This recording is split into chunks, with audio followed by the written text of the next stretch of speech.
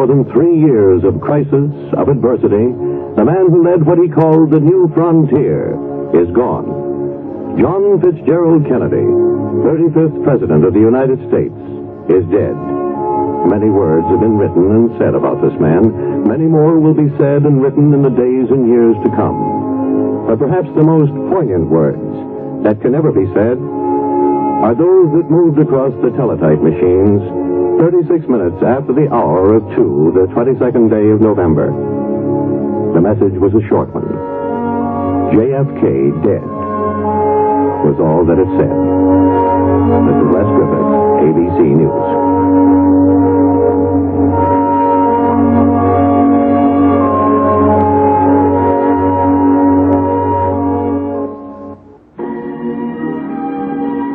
This is Bill Butel in the ABC Radio Newsroom in New York City as we continue with our coverage of the aftermath of the assassination of President John F. Kennedy.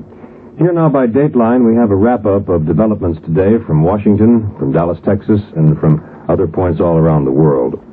President Kennedy is going to be buried in Arlington National Ceremony, and this announced today the wish of his family. The President's body will be taken from the White House to the rotunda of the Capitol building tomorrow afternoon, and at that point the public will be given an opportunity to view the casket holding the body of the late President. President Lyndon Johnson has declared that Monday will be a national day of mourning, and almost all non-essential business will come to a halt. So far today, President Johnson, this was his first full day as president, of course. He worked a 12-hour day today, keeping the wheels of government going. He'll address a joint session of Congress on Wednesday. In Dallas, Texas, the Dallas Police Chief, Jesse Curry, says photographs found in the home of the accused Lee Harvey Oswald's wife link him definitely with the rifle that was used in the assassination of President Kennedy on Friday afternoon. And in Moscow, the Russian Communist Party newspaper Pravda has accused American right-wingers of trying to stir up anti-Soviet and anti-Cuban hysteria in the Kennedy tragedy. In New York City, American communist leaders denied today having had anything to do with the Kennedy crime. They said the accused man, Lee Harvey Oswald, had no connection whatsoever with the Communist Party of the United States. Back in Dallas, Governor John Connally of Texas, who was wounded when President Kennedy was slain, as you know, was reported in much improved condition today.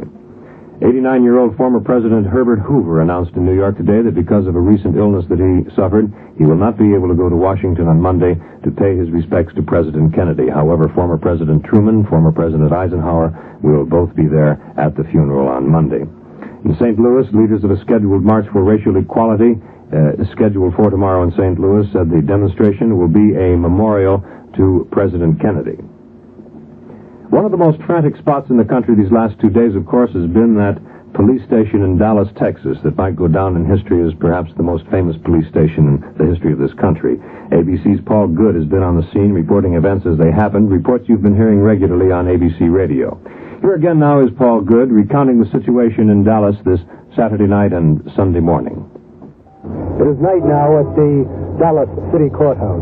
Inside, the corridors so busy during the day are deserted.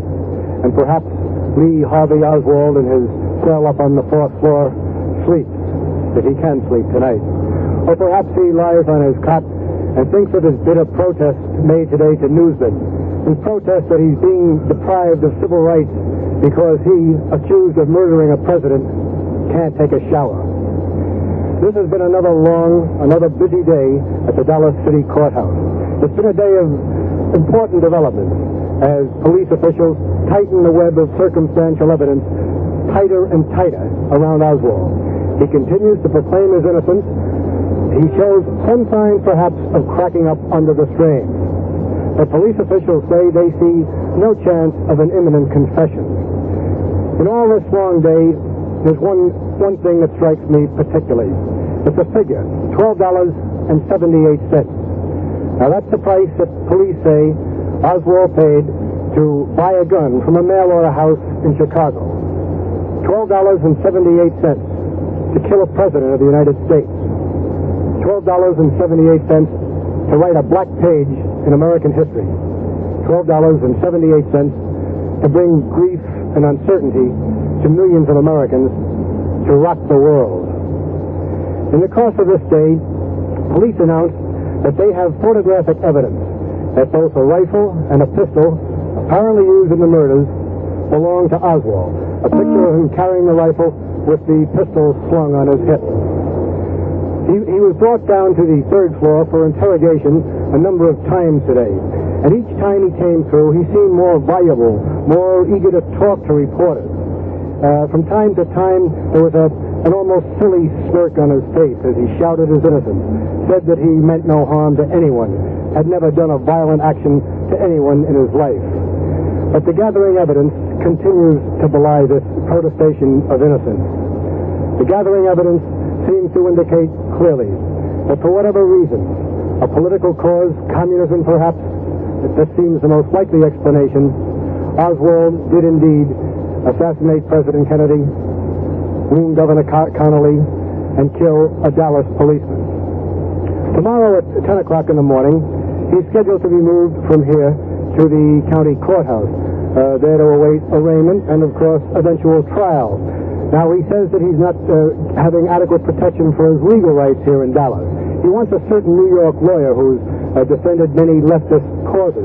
Failing that, he wants the Civil Liberties Union to represent him. The head of the Dallas Bar Association, H. Lewis Nichols, told reporters that he's convinced Oswald can receive a fair trial in Dallas. However, he is in effect being tried right now in that most vindictive of courts, the court of public opinion. And as the evidence gathers, so does the feeling that this man Oswald killed the President of the United States, bringing, as we say, grief and anguish and uncertainty to millions of Americans in some perverted cause. Whatever the cause, he smirks today as he goes through the police corridors in this building. This is WGL Fort Wayne. WGL has discontinued all regular entertainment programs and commercial announcements for the day. A long list of Monday closings in Indiana has resulted from a proclaimed day of mourning for the late President Kennedy. State Superintendent of Public Instruction William Wilson has requested all public schools to close. A number of state colleges and universities will suspend classes, and government offices and major stores in Indianapolis will be closed. After issuing the proclamation for a 30-day mourning period in the Hoosier State, Governor Matthew Welsh left Saturday with Mrs. Welsh for Washington to attend the President's funeral Monday. The governor in his proclamation suggested that all commercial activity be halted during the funeral.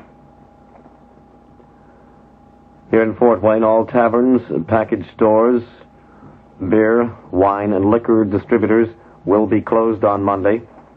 All local concrete companies and the sand, stone, and gravel companies will be closed. The draft calls for November 25th have been canceled. All draftees should report Friday, November 29th at 4:30 a.m. The banks in Fort Wayne will be open at their regular time Monday morning, but will close at 11:30 a.m., remaining closed the rest of the day. All stores in Northcrest Shopping Center will be closed Monday. The Executive Committee of the Downtown Fort Wayne Association has decided and recommended that all downtown businesses close all day. The Chamber of Commerce offices and building will be closed all day. Indiana University and the extension here in Fort Wayne will be closed. The library and the building will be open except between the hours of 10:30 a.m. and 1:30 p.m. All administrative offices also will be closed at IU. All agencies of the public library will be closed Monday. American Legion Post 47 will be closed Monday.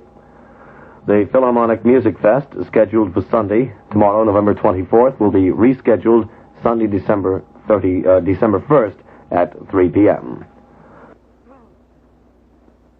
All IT&T Corporation facilities in Fort Wayne will be closed all day Monday in observance of the President's death.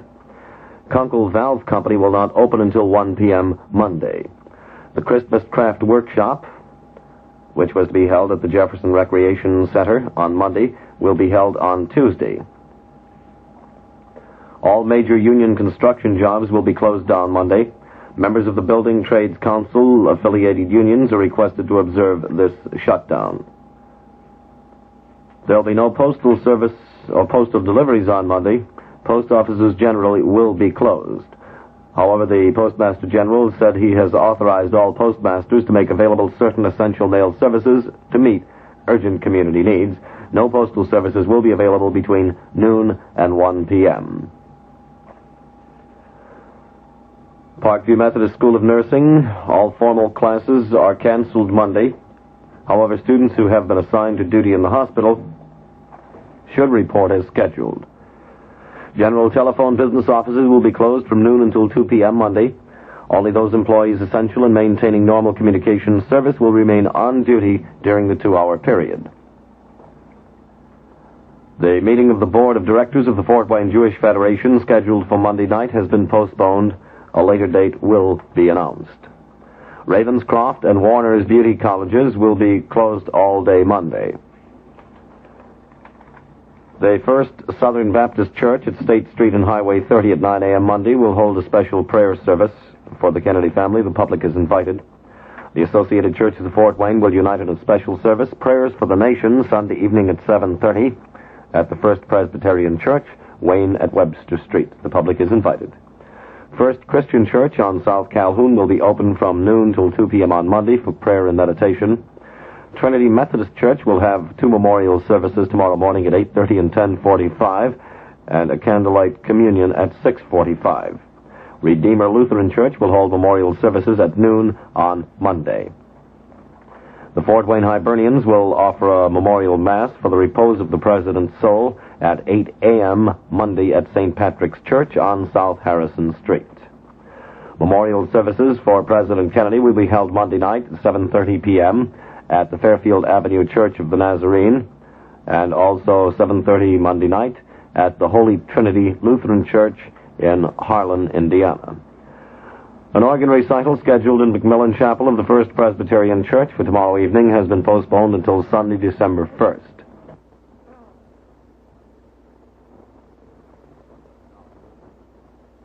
Lutherans will hold a special memorial tribute to President Kennedy as part of the Board of the World Relief 10th Anniversary Rally at St. Paul's Lutheran Church, Sunday at 3 p.m. School closings. There will be no school, either public or parochial school, here in Fort Wayne. All Allen County schools will be closed Monday. Green Center and Churubusco schools closed Monday. No school in Wells County. The Fort Wayne Art School will be closed on Monday. Indiana Institute of Technology, no classes scheduled Monday. They will hold a memorial service at the chapel. The International Business College will hold no classes on Monday. Statements on the assassination of the president were issued Saturday by Indiana's 2 Democratic senators. Indiana Senator Birch Bayh had this to say. This is Senator Birch Bayh. Words cannot express the sense of loss and tragedy which I feel with the passing of President Kennedy. I know this loss is shared by each Hoosier and each American. During this hour of personal and national tragedy, each of us must rededicate ourselves to those principles upon which America was founded, those principles which symbolize John Fitzgerald Kennedy. Certainly, President Lyndon Johnson is a well-qualified, dedicated, and loyal American. He must be given our undivided support. Tonight, let us pray together that with our united effort, our dedication to the cause of freedom, and our prayers, America will continue to be the greatest nation in the history of mankind. Our prayers shall be answered. Senator Vance Harkey termed the assassination a shock to the nation and to the world. The tragic death of our president is a shock not alone to me personally, but to the nation and to the world. The next step, of course, is that the nation continues to live. It lives in the spirits and the minds of all Americans as we go through this period of mourning. I think it's very fortunate for all of us that the man who is now president has had such a wonderful background in the experiences of our type of government. He's a great believer in human rights and in property rights.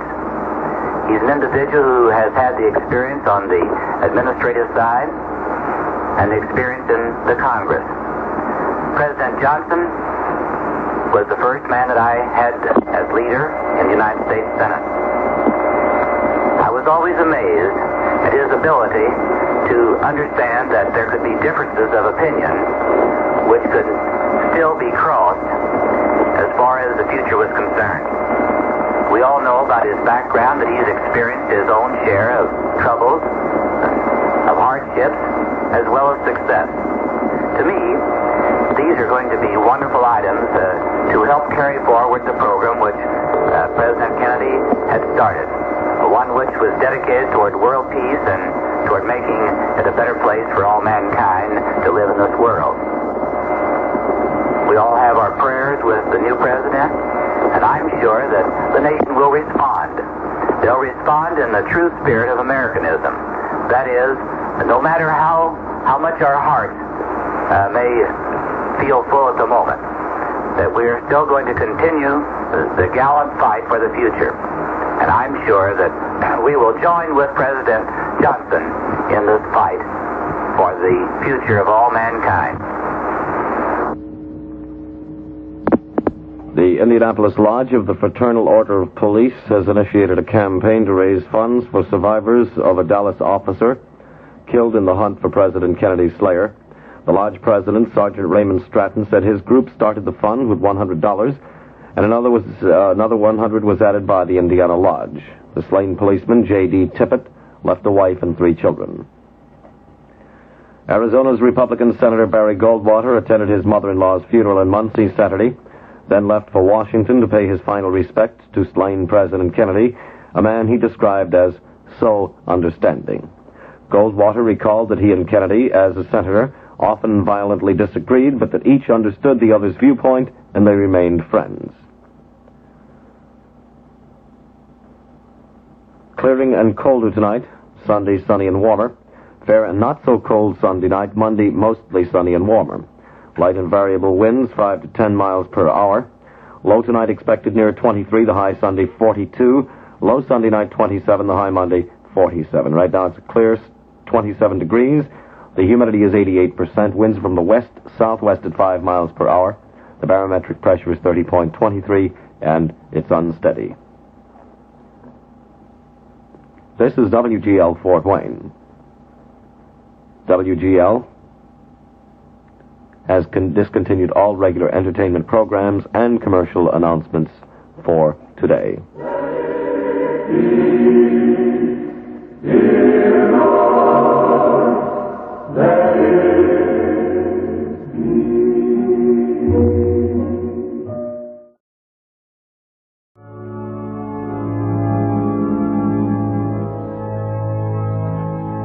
And so we come to the end of another day of broadcasting activity here at WGL. This evening and today, WGL discontinued all regular entertainment programs and commercial announcements in memory of the death of President John F. Kennedy. WGL is owned and operated by the News Sentinel Broadcasting Company, Incorporated, and operates on an assigned frequency of 1,250 kilocycles, with a power of 1,000 watts as authorized by the Federal Communications Commission. Until this morning at 6:35, when we again resume our broadcasting day, this is Al Russell speaking for the entire staff here at WGL, wishing you a very pleasant good evening.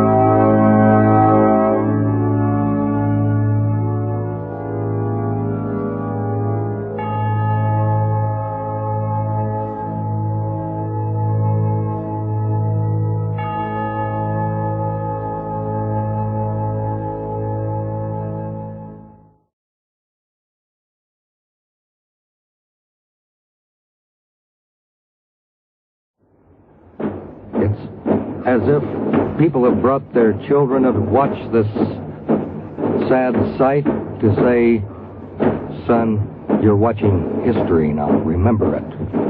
This is part of America. We have lost a president, but we have not lost a nation or what we stand for. We have a new president, and we do the dead one honor. And as President Johnson indicated in his proclamation declaring tomorrow a day of mourning for the nation, it was a despicable act which all men who love freedom will mourn. And this brought out at the first of this proclamation, I think, would indicate the interest of this government in not letting the culprits go unpunished, but also to be sure they shall not suffer injustice. For this reason, I think official Washington hopes that Lee Oswald will live to face trial. On that point, Bill Downs, we've just been informed that the Moscow radio reported the shooting of Lee Oswald today. They flashed it out over their radio programs just minutes after the Western news agencies received the news of the shooting down in Dallas of Lee Oswald. Bill, you were discussing that we are not an eye for an eye and a tooth for a tooth nation. I don't think, naturally, we're not a nation of barbarians. Well, there may be one or two who act like that at times. But I somehow or another have the feeling that the people who are watching the parade of mourning in Washington today, still, like many who are listening to us across the length and breadth of the land and around the world, have not really recovered from this awful shock. No, the shock is still, I think, worldwide. But it has not shocked our sense of justice or our belief in it. And ironically, while we discuss this, the caisson has just passed the Justice Department, the Office of Attorney General Robert Kennedy, who is also just passing the Office of the Justice Department. And in that columned building on Constitution Avenue is the Office of the Federal Bureau of Investigation, which is now mightily concerned with Lee Harvey Oswald and any friends he might have had in perpetrating this heinous crime. The caisson now has made the angled turn on Constitution Avenue from Pennsylvania Avenue and is heading toward Capitol Hill, where it will approach the Senate office building, turn sharp right, and go into the Capitol Plaza. The crowds have been tremendous, orderly, sad, thousands and thousands of children. And on a day like this, you can't keep children from frisking also. And if you hear cries or shouts or laughter in the background, that's because it is not disrespect. That is because children are children. And John Kennedy wouldn't mind. He understood that. Now we have another report from ABC's George Watson. We take you to St. Matthew's Cathedral. Here is a gentleman. Could I ask, are you from Washington, sir? Yes, sir, I am. And what do you do? I'm the official historian of Ford's Theater, where Lincoln was shot.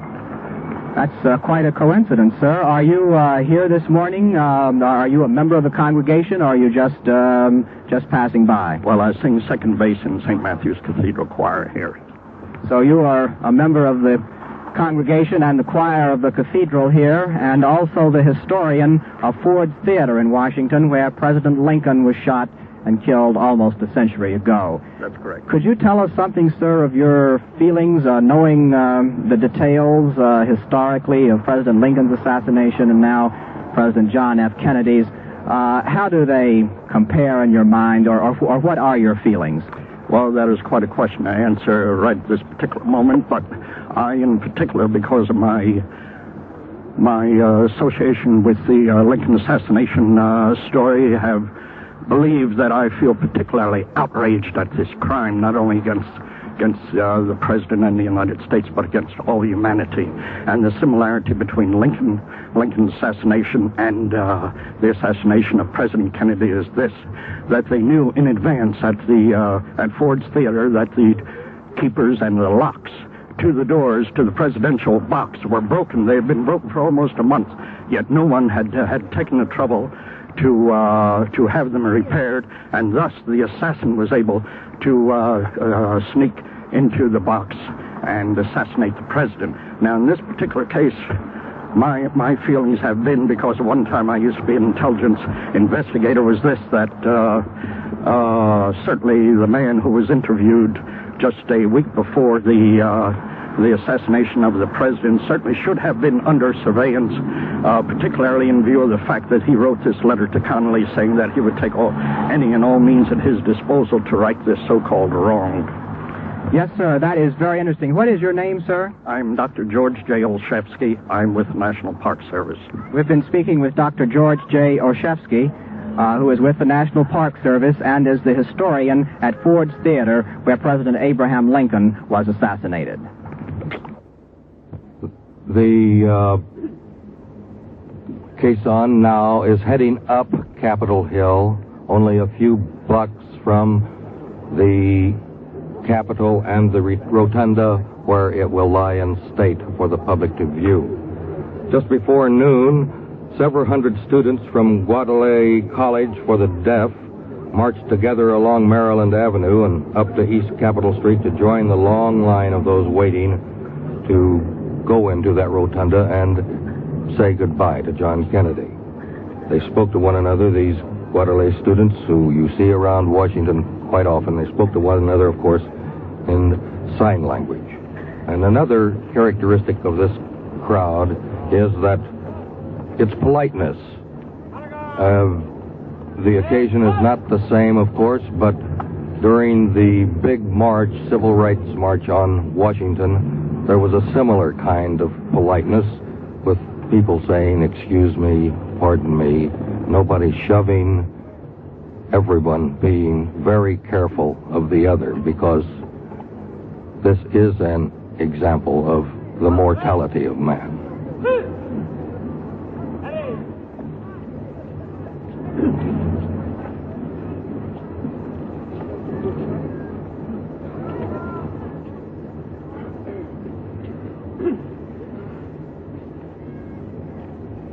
Bill Downs, there's been no further word received by ABC from Dallas, Texas. The situation remains the same down there, that Lee Harvey Oswald, shot while in the basement of the city jail today, remains in very critical condition, extremely critical condition, in the Portland Memorial Hospital. We have some report today. Senator John Power, a Republican of Texas, has been linked with Mr. Oswald, the accused assassin of President Kennedy, in that it has been reported that Mr. Tower, Senator Tower, helped Oswald return to the United States from Russia. Well, Senator Tower knocked the story down today. He said the facts of the matter are just exactly the opposite. His secretary, Ken Towery, said he understood many persons had gotten the implication that the senator had helped Oswald get back to the United States. The implication is wrong. Mr. Towery said that we helped this guy get back into this country. It's 180 degrees wrong. Senator Tower said his office had received a letter from Oswald in January 1962 stating that he was a citizen of the United States and being held against his wishes in the Soviet Union. This letter was forwarded, Senator Tower said, to the State Department for their analysis. The State Department informed the Senator's office in February of 62 that Mr. Oswald had sworn an affidavit that he owed his allegiance to the Soviet Union and that he had renounced his American citizenship. That's a sidebar on this Oswald story. Ironically enough, not even the Soviet Union would have him. Well, Oswald lies there in the surgical emergency ward at Portland Hospital with a bullet in his stomach.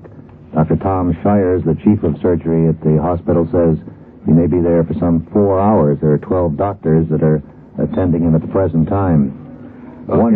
Yes, Bill? The president, whom we have not seen yet, is in about the fourth car in the parade, and there was a change in the programming of this solemn affair, as John Ralston reported earlier, that President Johnson and House Speaker McCormick, who is second in succession to the office in case something should happen to President Johnson, God forbid, and Earl Warren, the Chief Justice of the Supreme Court, will make speeches at the Lincoln Bier on which President Kennedy's coffin will be placed at the rotunda. We will, of course, carry this on ABC radio as we continue this report of the sad but colorful parade that is the last march up Pennsylvania Avenue and Constitution Avenue for John F. Kennedy. One side reflection on the condition of Oswald lying in surgery in the Portland Memorial Hospital. An odd coincidence, if he should die, if Oswald should die, he would carry to his grave his secret as to whether he did assassinate President Kennedy, whether he was alone or had Confederates, whether there was some order given to him to do this, or whether the real target might have been his enemy, as he said, Governor Connolly. And it also parallels the situation of some 98 years ago when Abraham Lincoln was dead and John Wilkes Booth took the secret to the grave himself. Yes, Bill? I was going to say about John Wilkes Booth, people like this can't keep a secret, and their Confederates can't keep such a big secret. It is bound to be found out, and the collaborators of John Wilkes Booth were eventually hung, as will be, I would presume, under the history of American justice, the collaborators of Lee Oswald. The Casion bearing the president's body now has turned down Delaware Avenue and is approaching the Capitol Plaza. There will be a pause until the body is removed from the Casion and carried up the Capitol steps to be placed on that bier to lie in state. Let us listen to that sad sound of those drums.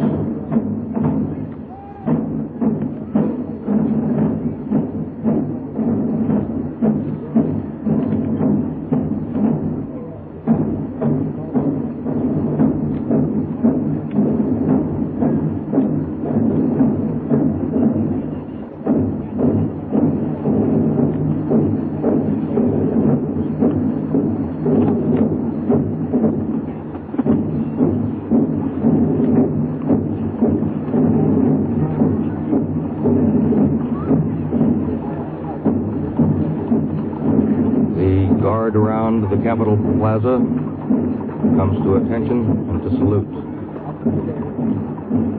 as the 6 dapple gray horses draw Cassian, that rectangle of mahogany covered by the stars and stripes, now wheels into the plaza.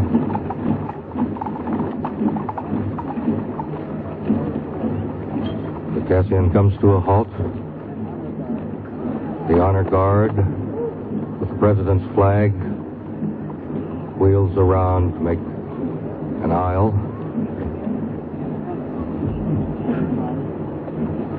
A sergeant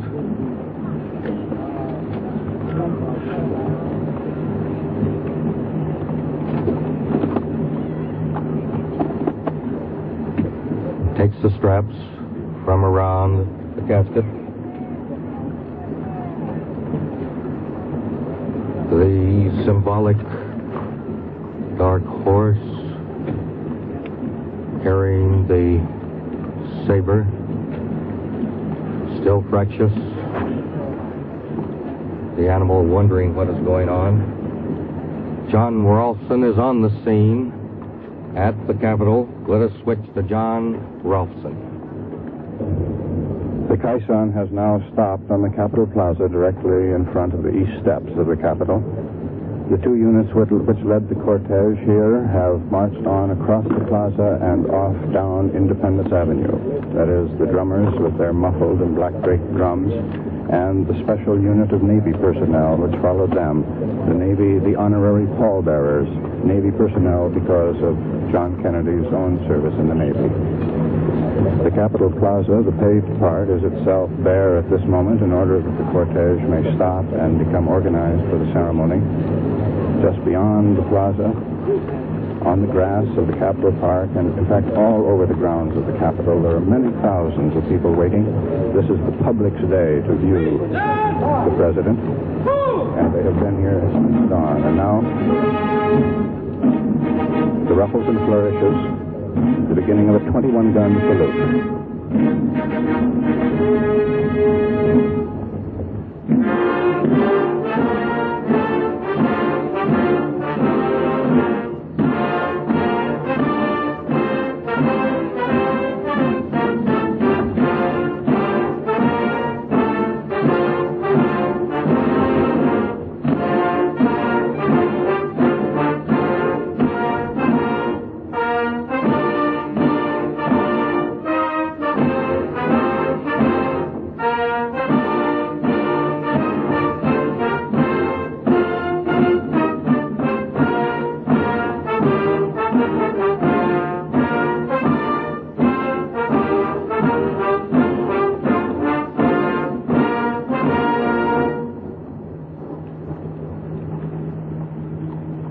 To the chief.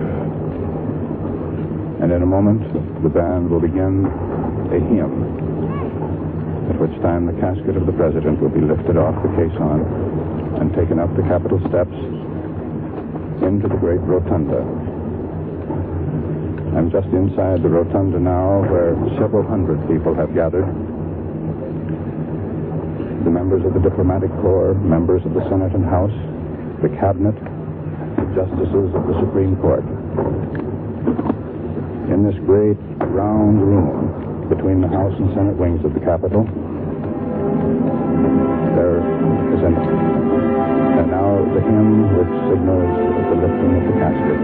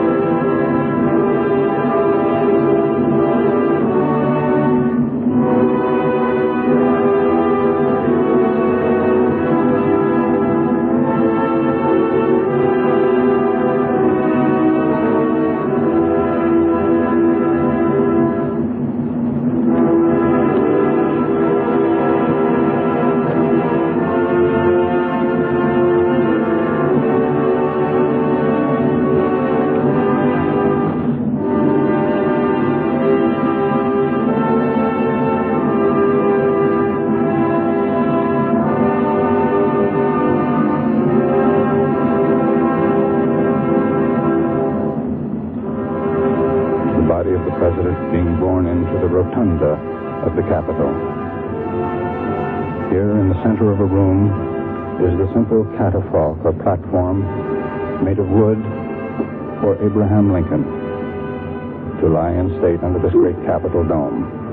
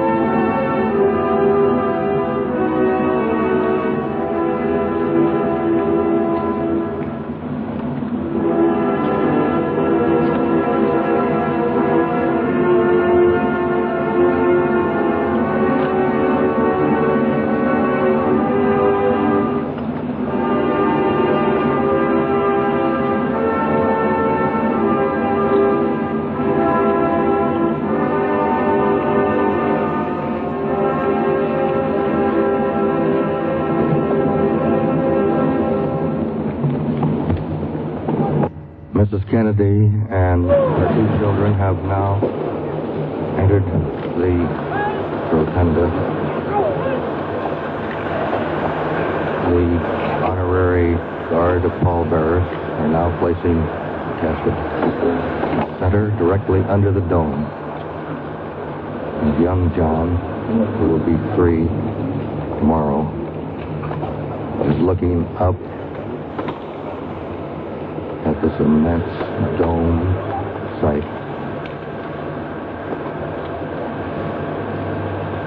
At the age of 3, life, what goes on around you, is more important than that. Carolyn, who will be 6 on Wednesday, is a perfect little lady standing beside her mother. Mrs. Kennedy, tears in her eyes, but composed, holding each child by a hand.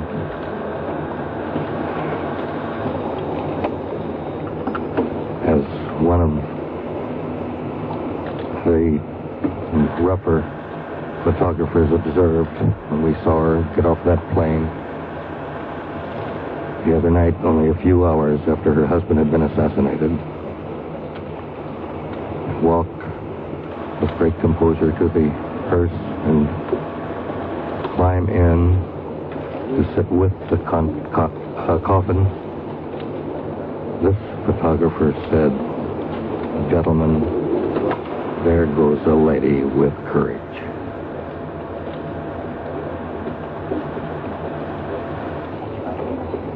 The honor guard is at attention. 4 men on a side. Sergeants, all of them. The president's personal flag and the flag of the United States of America flanking the coffin at the head. Now approach the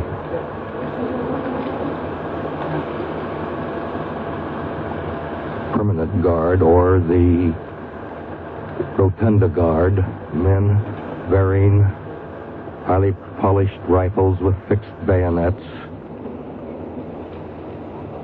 A sailor at one corner of the coffin, a Marine sergeant at another corner, an Army sergeant at another corner,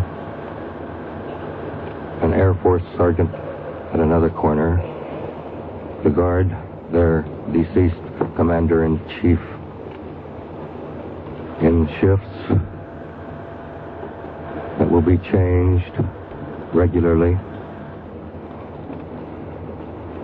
until the body is removed for its long trip to the cathedral tomorrow. The armed guard takes over from the pallbearers. The salutes are in slow ceremonial movements. The bayoneted rifles are placed at attention, but to the ground also in this slow ceremonial movement as the pallbearers slow march out of the rotunda of the Capitol.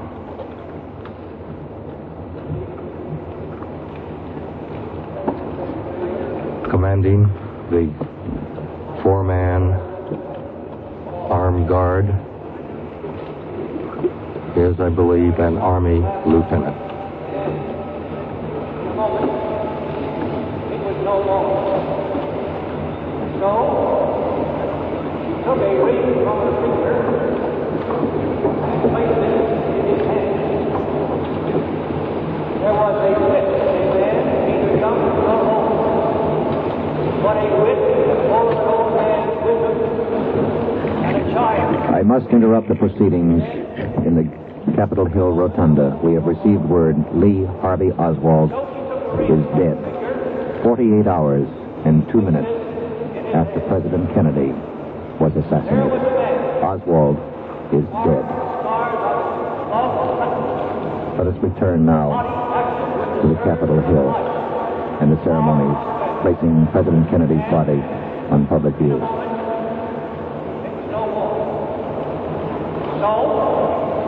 He took a ring from her finger and placed it in his hand.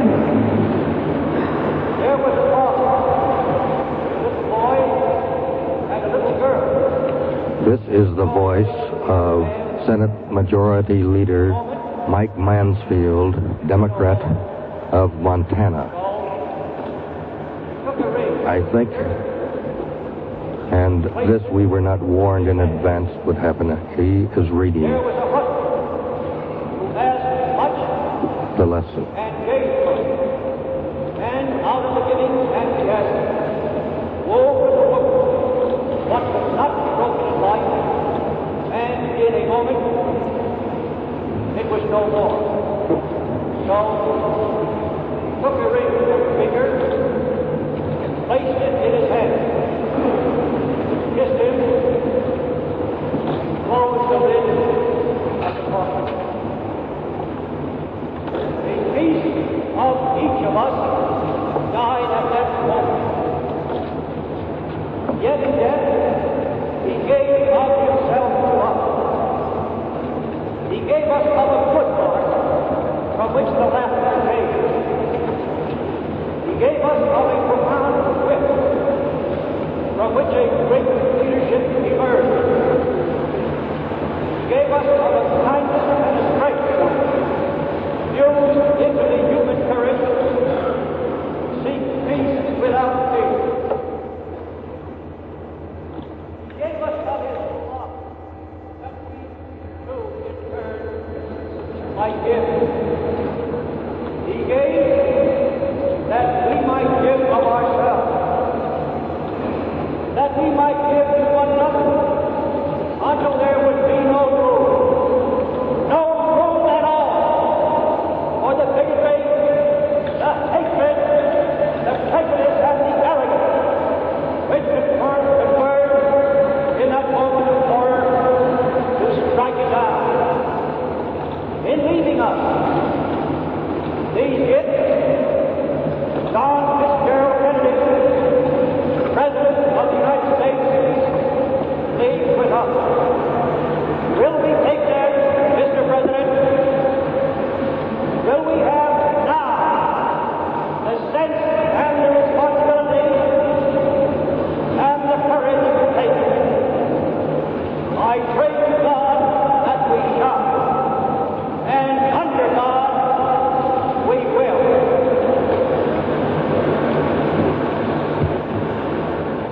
That was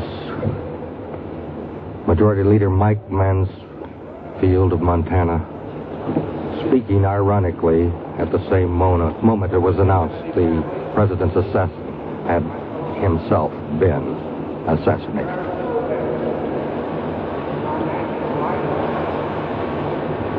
So united,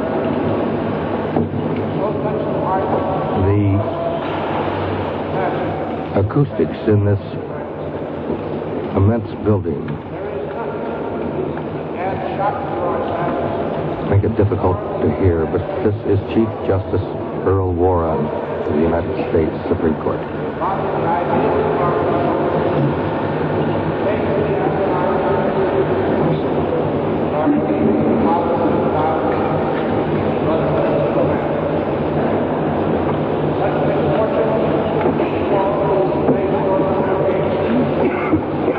We are sorry that we cannot get an audible report of this speech. But again, you must remember that occasions of this kind, you cannot get the perfect arrangements under the circumstances. Standing in the crowd, awaiting his turn to speak, is the new president, Lyndon Baines Johnson of Texas, his face solemn, but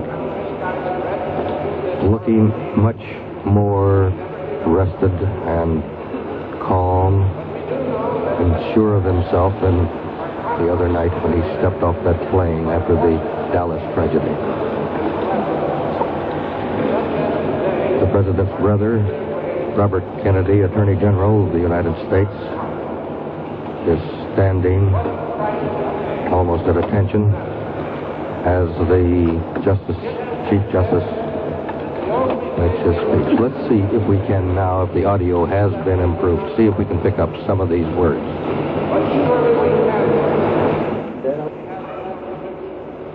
Just for a moment, Bill Downs, let me interrupt to say there is some confusion in Dallas, Texas.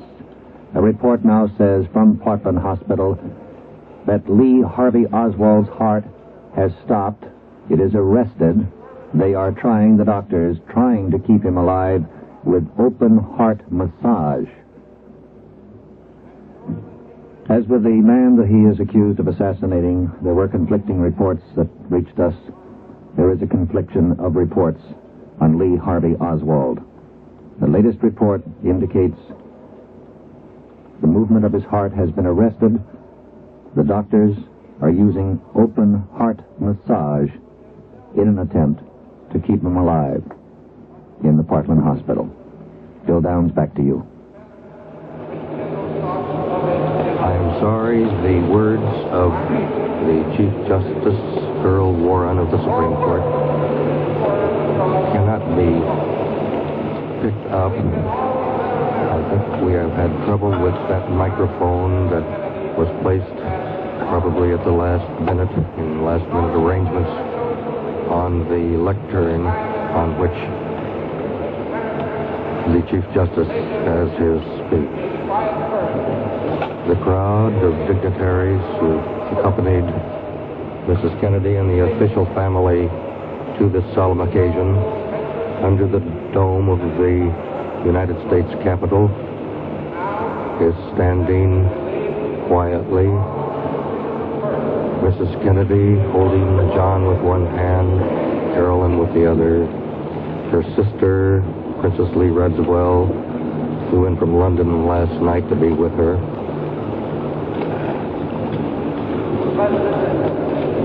And now here is House Speaker John McCormick of Massachusetts. Let's see if we can pick up his speech, if that microphone might have been fixed.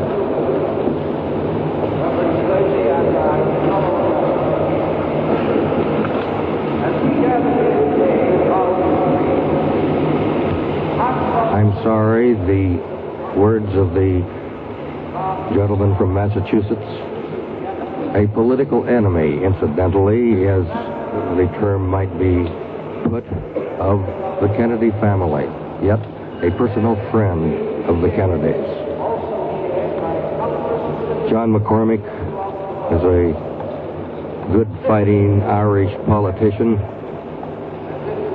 as are all the Kennedys. Now I think that the audio has improved. Let's go back to Mr. McCormick. Cannot fail to see that we have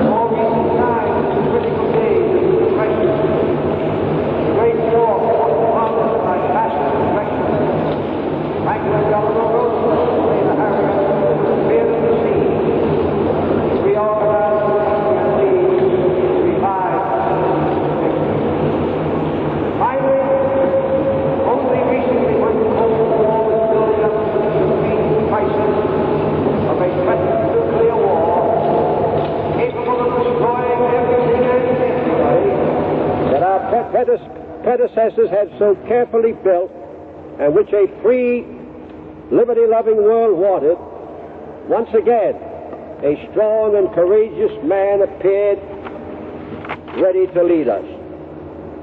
No country need despair so long as God in His infinite goodness continues to provide the nation with leaders able to guide it through the successive crises which seem to be the inevitable fate of any great nation. Surely no country ever faced more gigantic problems than ours in the last few years, and surely no country could have obtained a more able leader in a time of crisis. President John Fitzgerald Kennedy possessed all the qualities of greatness. He had deep faith, complete confidence, human sympathy, and broad vision which recognized the true values of freedom, equality, and brotherhood, which have always been the marks of the American political dream. He had the bravery and the sense of personal duty which made him willing to face up to the great task of being president in these trying times. He had the warmth and the sense of humor which made the burden of the task bearable for himself and for his associates, and which made all kinds of diverse peoples and races eager to be associated with him in his task. He had the tenacity and determination to carry each stage of his great work through to its successful conclusion. Now that our great leader has been taken from us in a cruel death, we are bound to feel shattered and helpless in the face of our loss. This is but natural, but as the first bitter pangs of our incredulous grief begins to pass, we must thank God that we were privileged, however briefly, to have had this great man for our president, for he has now taken his place among the great figures of world history. While this is an occasion of deep sorrow, it should be also one of dedication. We must have the determination to unite, carry on the spirit of John Fitzgerald Kennedy for a strengthened America and for a future world of peace. That was House Speaker John McCormick. And now the President of the United States, Lyndon Baines Johnson, I believe will place a wreath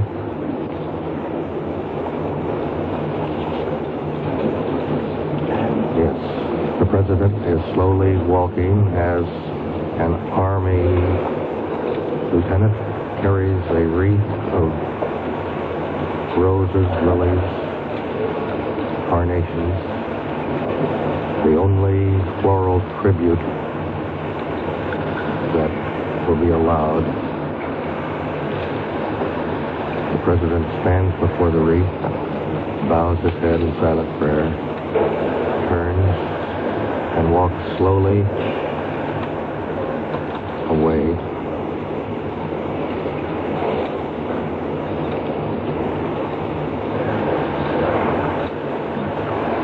The Kennedy children and Mrs. Kennedy also walk.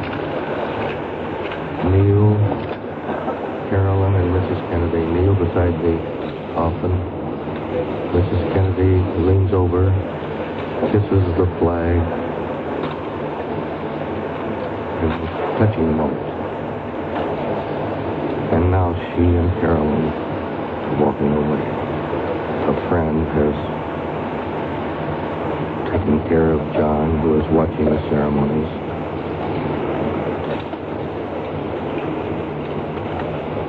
From afar. There are many wet eyes there.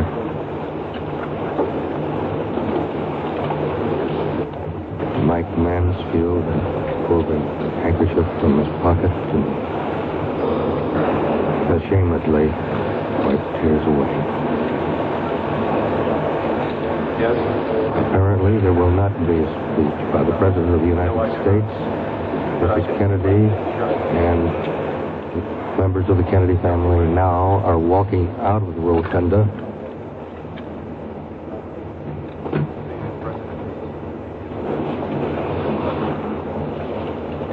And Robert Kennedy behind the widowed First Lady, her sister,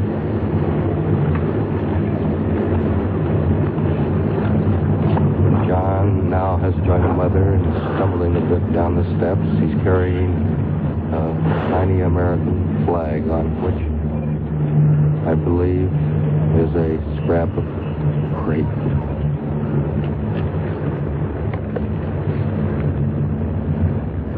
Mrs. Kennedy and the Kennedy children now have descended to the Capitol Plaza outside. There's no politics in Washington today. There hasn't been since that bullet was fired by that man in Dallas.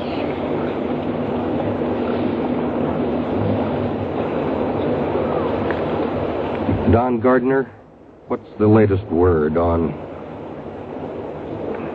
Oswald? This word we have, Bill Downs. Lee Harvey, Oswald, still alive, reported alive by Chief Surgeon Dr. Tom Shires at Portland Hospital just about 10 minutes ago. However, it has been announced at the hospital that his heart motion did stop. Immediately, the doctors in attendance opened up the chest cavity to apply massage to the heart muscle to try to restore its beat. We are waiting for further information on it. One of the doctors said that a severe, massive injury to the stomach and a major blood vessel injury is involved in the shooting by nightclub owner Jack Ruby of Lee Harvey Oswald. We have here, Don, a later word that has just come in and handed to me that Oswald's heart is being kept beating with an electronic pacemaker. I presume one of those electronic machines that replace the heart when it fails until they can repair it. Incidentally, we have a quote from the D.C. police who said that the crowd that watched this solemn parade today was even larger than the crowd that watched the inauguration of John F. Kennedy.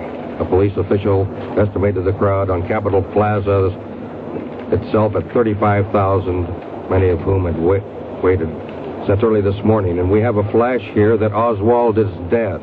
Do you have that there in New York, Don Gardner? Yes, Bill Downs, the man who assassinated President Kennedy is dead. Harvey Oswald died at Portland Hospital in Dallas just moments ago from the gunshot wound inflicted as the police were moving Oswald from the Dallas City Hall to the county jail. I repeat, Lee Harvey Oswald, the man who assassinated, murdered in cold blood President Kennedy, has himself been assassinated in Dallas, Texas, just 2 miles from the spot where his bullet struck down John Fitzgerald Kennedy 49 hours ago now. Oswald died in the same emergency ward where President Kennedy had been taken. This is indeed ironical. The assassin assassinated, waiting to die until full governmental honors could be paid the president that he killed. I don't know, it makes you think. Of course, as you know, the public now, thousands who have been waiting since morning, will begin the sad trip through the rotunda to pay their respects to John F. Kennedy.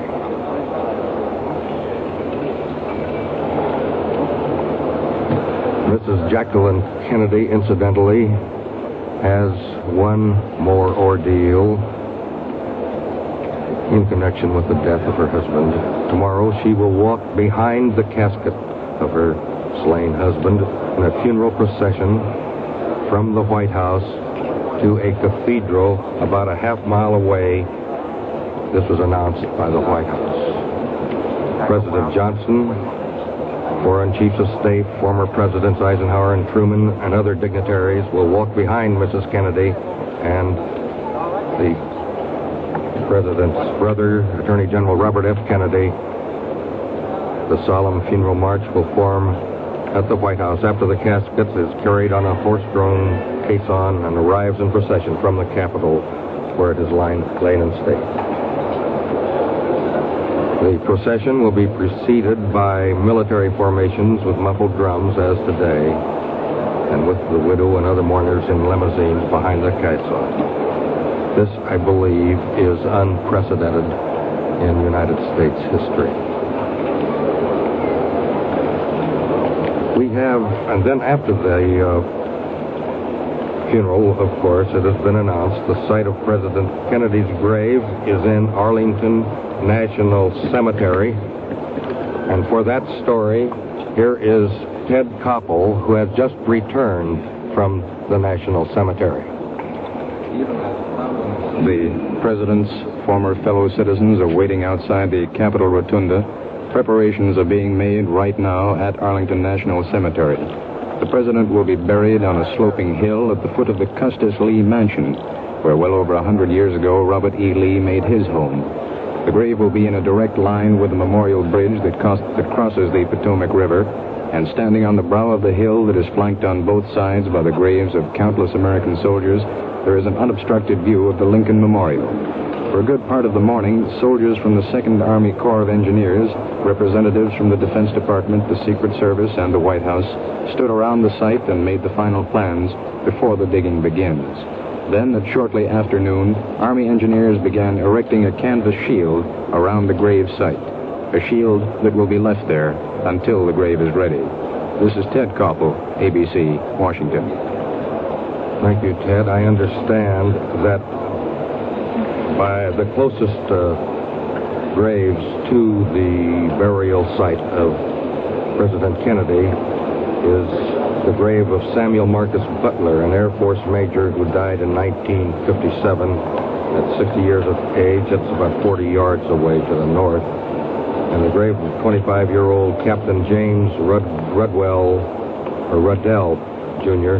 lies about 25 yards to the south. Ruddell won the Distinguished Service Cross and the Purple Heart in the Korean War.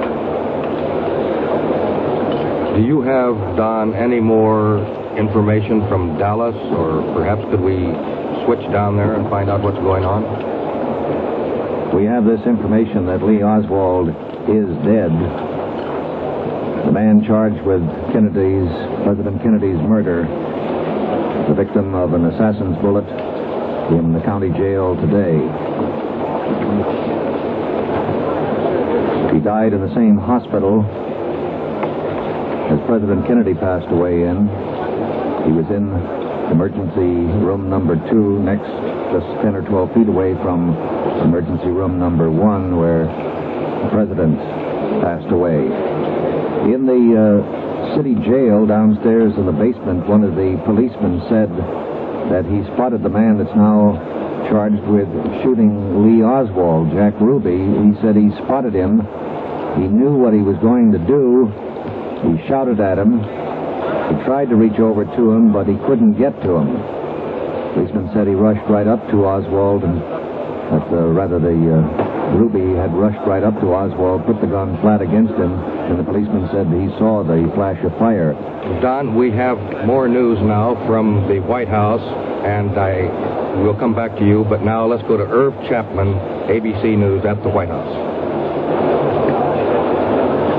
Right here, ready to report the fact that President Lyndon Johnson has returned to his office in the Executive Office building in order to take part in a meeting with Ambassador to Vietnam Henry Cabot Lodge and with Secretaries Rusk and McNamara. This meeting had been scheduled previously. The Vice President moved it up to 2:30 p.m. and decided to hold it here in his office rather than at home where he had held meetings earlier in the day. The caisson bearing President John F. Kennedy will again pass beneath the White House North Portico tomorrow, as his remains are borne from the Capitol to St. Matthew's Cathedral for the Pontifical Requiem Mass. The same military units which escorted the caisson down Pennsylvania Avenue will return along the same route tomorrow morning. They will wait outside the White House gates as the caisson, followed by Mrs. Kennedy and Attorney General Robert Kennedy, return through this portico. Then Mrs. Kennedy and the Attorney General will leave their car and lead a procession on foot up Connecticut Avenue to St. Matthew's, a distance of about 10 blocks. Those in the procession will include, in this order, President Johnson, chiefs of foreign states who are coming here for the funeral, the Chief Justice, former Presidents Truman and Eisenhower, the Supreme Court, the Cabinet, the leaders of Congress, the Joint Chiefs of Staff, 11 personal White House assistants, and a number of close friends of the late President. At the conclusion of the Mass at St. Matthew's, those in the procession, plus other dignitaries and wives attending the Mass, will proceed by slow motorcade to Arlington National Cemetery.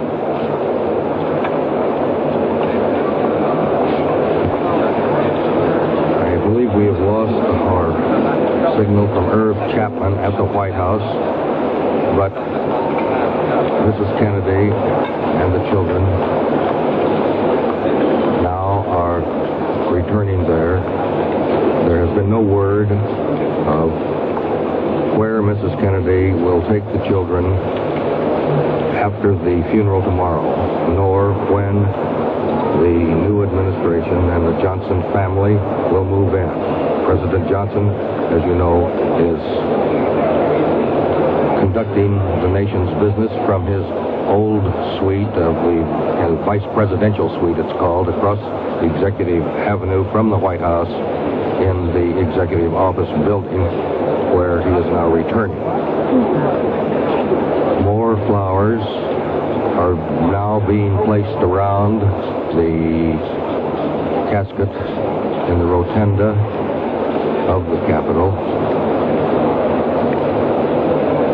as the long lines of solemn-faced, ordinary, garden variety, sorrowing and sad Americans their tribute to John F. Kennedy, the assassinated President of the United States. Don, I believe that about concludes the ceremonies here. A most moving, a most historic, and a most ironic, coincidental occasion. I think it is one that few of us will ever forget. This is Bill Downs in Washington, ABC News. Thank you, Bill Downs, for your vivid description of the sad cortege of President Kennedy's casket being taken from the White House up to Capitol Hill, where the public now has their opportunity to pay their last respects. Lee Harvey Oswald, accused assassin of President Kennedy, shot down today in the basement of the Dallas, Texas jail, has been reported dead at Parkland Memorial Hospital in Dallas. Let us get a direct report. And for that, we switch now to Walt Evans, ABC, in Dallas. Here in Dallas, 48 hours after President Kennedy's tragic assassination, another shaking event has just taken place. Lee Harvey Oswald, a short while ago, was shot in the upper abdomen, and he is now dead from those wounds. He was shot as he was being taken from the basement of the city jail toward an armored car, which was to take him to the county jail. WFAA newsman Bob Thornton here in Dallas, an eyewitness to the shooting, said a local nightclub operator, Jack Ruby, stepped through a door and fired one pistol shot into Oswald. Oswald grabbed his stomach, he cried out in anguish, and then he fell to the floor. And instantly, a half-dozen policemen pounced on Ruby and hustled him upstairs for questioning. As we say, Oswald is now dead. He died just a few moments ago at Dallas Parkland Hospital. Earlier, about a half hour ago, it became known that Oswald suffered a cardiac arrest. In other words, his heart stopped beating. So to combat this, doctors at Parkland Hospital opened his chest and massaged it manually, and then they brought in an electric heart-stimulating machine, but all of their efforts proved futile, and he is now dead. Apparently, Dallas policemen were just as surprised at the shooting as were the nearby newsmen who were watching the scene. Authorities had searched the police and courts building thoroughly shortly before Oswald was taken from the jail area. They searched the area to prevent just this sort of thing from taking place, but somehow, it isn't known yet exactly how, nightclub operator Jack Ruby got through the security measures and approached within 1 foot of Oswald as he was being led toward the armored car. Dallas homicide detectives wound up their questioning of Oswald last night, saying their case was airtight. When they completed their questioning, Oswald hadn't yet confessed, nor did it look as if he would confess. But the mound of damaging circumstantial evidence had already been compiled, including a link between Oswald and a Chicago mail-order house where Oswald bought the gun believed to have been used in Mr. Kennedy's assassination. The handwriting on the order form has been identified as Oswald's. And police also have a picture of Oswald taken at his wife's home in Irving, a picture showing Oswald holding a rifle identical in appearance to the Kennedy murder weapon. At the moment, there's a move underway here in Dallas to erect a monument to President Kennedy, either on or near the spot where the assassin's bullet entered his skull. Right now, aside from the death of Lee Harvey Oswald, the main thought is about Jack Ruby, the nightclub operator, and why he did what he did. And, of course, there's this big question: how did Ruby get into the jail basement in the first place? Those questions remain unanswered. At this moment, Ruby is now in the Dallas City Jail's maximum security section. Concerning Ruby, he is the owner of a downtown Dallas strip joint known as the Carousel Lounge, located on one of the city's busiest intersections, Commerce and Ackerd, directly across from the famous Adolphus Hotel. He's known to police for having several liquor violation charges against him here in Dallas, and apparently came to this city more than 10 years ago from Chicago, where he reportedly was known to police there. So that's the story from Dallas. Dallas is a grief-stricken and shocked city, and it's again received another rude shock. Lee Harvey Oswald, the man who was believed to have assassinated President Kennedy, is now dead from a bullet wound which he suffered in the upper abdomen. And this is Walter Evans, WFAA News in Dallas. Now back to Don Gardner in New York. Walt, you gave us a semi-report on the man accused of firing that shot into Lee Harvey Oswald today. Minutes ago, ABC received a report on Ruby from Dallas Police Captain Glenn King. In February of 1949, Ruby was arrested here in Dallas for disturbing the peace. In July of 1960, he was arrested for a violation of a dance hall ordinance. He was arrested in June of 59 also for violation of the dance hall ordinance. He was arrested for violation of state liquor law in December of 1954. He was arrested on 2 occasions for carrying a concealed weapon, once in May of 1954, once in July of 1953.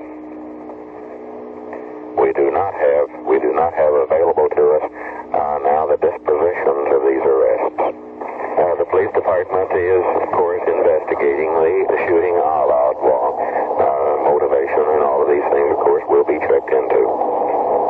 A report by Dallas Police Captain Glenn King on the record of Jack Ruby from the files of the Dallas Police. Jack Ruby, the Dallas nightclub owner who is accused of firing a shot into Lee Harvey Oswald today in Dallas. The man accused of assassinating President Kennedy is dead. The announcement of his death coming from the Parkland Memorial Hospital in Dallas, just about 49 hours after a shot was fired into the body of President Kennedy as he traveled in what up to that point had been a happy motorcade through the streets of Dallas. Lee Harvey Oswald died in the Parkland Hospital from a gunshot wound inflicted as the police were moving him from the Dallas City Hall jail to the county jail. maximum security provisions at the county jail. Shot in the basement of the city hall. A sudden end to a tragic story. Now, in the 49th hour of his death, President Kennedy lies in state in the rotunda of the Capitol building. The Capitol rotunda will remain open tonight as long as there are people waiting to view that flag-draped casket. The White House earlier had announced that the doors would close at 9 p.m. tonight, but White House News Secretary Pierre Salinger announced they will not close the doors at any time when there is anyone who wants to view the body. However, the viewing will end tomorrow morning at 10 a.m. Then another sad procession as the President's body is taken to St. Matthew's Cathedral for the funeral services and later burial in Arlington National Cemetery. It's 2:43 o'clock Eastern Standard Time, Sunday, November 24th, 1963. 2 days, 48 hours and some 50 minutes after President Kennedy's death in Dallas, Texas.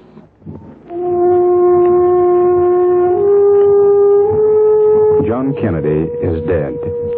A simple thought expressed in simple words. And they are words that will be fashioned and refashioned by men whose only wish will be to break the bonds that words themselves impose. They are, at one and the same time, both the lock and the key of man's emotions. If we are limited in their use, then we are all but powerless without them. John Kennedy was a man who knew the power of words. He was also a man who appreciated their potential beauty. And it must have been because of this that the free world's most powerful leader stood unashamedly in awe of a stooped and elderly white-haired poet by the name of Robert Frost. I'll sit and see if that small sailing cloud will hit or miss the moon. It hit the moon, then there were three there making a dim row, the moon, the little silver cloud, and she. Warren returned. Too soon, it seemed to her. Slipped to her side, caught up her hand, and waited.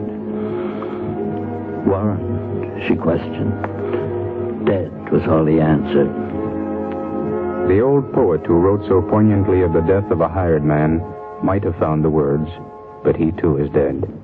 So until time gives words to another poet yet to be inspired, we can take comfort from the words of a man who gave comfort to the man we mourn. I have been one acquainted with the night. I have walked out in rain and back in rain. I have outwalked the furthest city light. I have looked down the saddest city lane. I have passed by the watchman on his beat and dropped my eyes, unwilling to explain.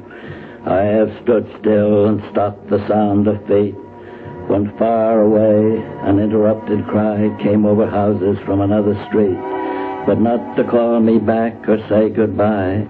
And further still, at an unearthly height, one luminary clock against the sky proclaimed the time was neither wrong nor right. I have been one acquainted with the night. We are only at the beginning now of the tide of words that will pour out in honor of and in tribute to our former president. And if Robert Frost's poetry seems a little vague and unspecific at a time like this, then look upon it as a link, a universal bond that ties us to the recent past. Two roads diverged in a yellow wood, and sorry I could not travel both and be one traveler. Long I stood and looked down one as far as I could to where it bent in the undergrowth, then took the other as just as fair, and having perhaps the better claim because it was grassy and wanted wear. Though as for that, the passing there had worn them really about the same, and both that morning equally lay in leaves no step had trodden black. Oh, I kept the first for another day, yet knowing how way leads on to way, I doubted if I should ever come back. I shall be telling this with a sigh somewhere ages and ages hence. Two roads diverged in a wood, and I took the one less traveled by, and that has made all the difference.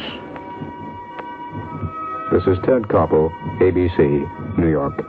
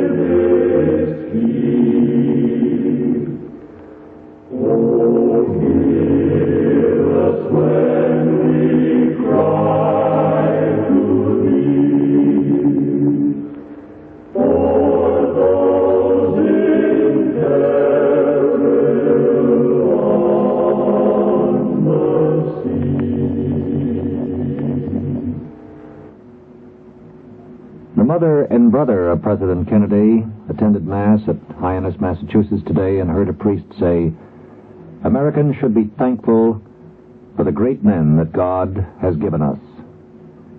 Reverend John Regnan, a curate of St. Francis Xavier Church and a nephew of New York's Francis Cardinal Spellman, did not mention the late president by name as he spoke about the coming Thanksgiving Day observance. Said the Reverend Regnan, "Here in America, this Thanksgiving will be different. This year, as the Pilgrims did, we will turn again to God. We have a great deal to be thankful for. The men who fought and died for us in the hot wars and in the Cold War. We should be grateful for the great men God has given us." Mrs. Rose Kennedy, the president's mother, slipped into the church virtually unnoticed for the 7 o'clock Mass this morning, sitting in the vestry at the side of the altar. She came out into the church to receive communion at the altar rail, then went back to the privacy of the vestry. Mrs. Kennedy stayed for the 8 o'clock Mass for the second day in a row. At that time, she was joined by her son, Senator Edward Kennedy, who took his brother's seat in the U.S. Senate. At the 8 o'clock Mass, the two of them sat in a pew at the front of the church. Then they waited there until the church had emptied, before leaving and going on for the day. ABC Radio has canceled all of its regular programming,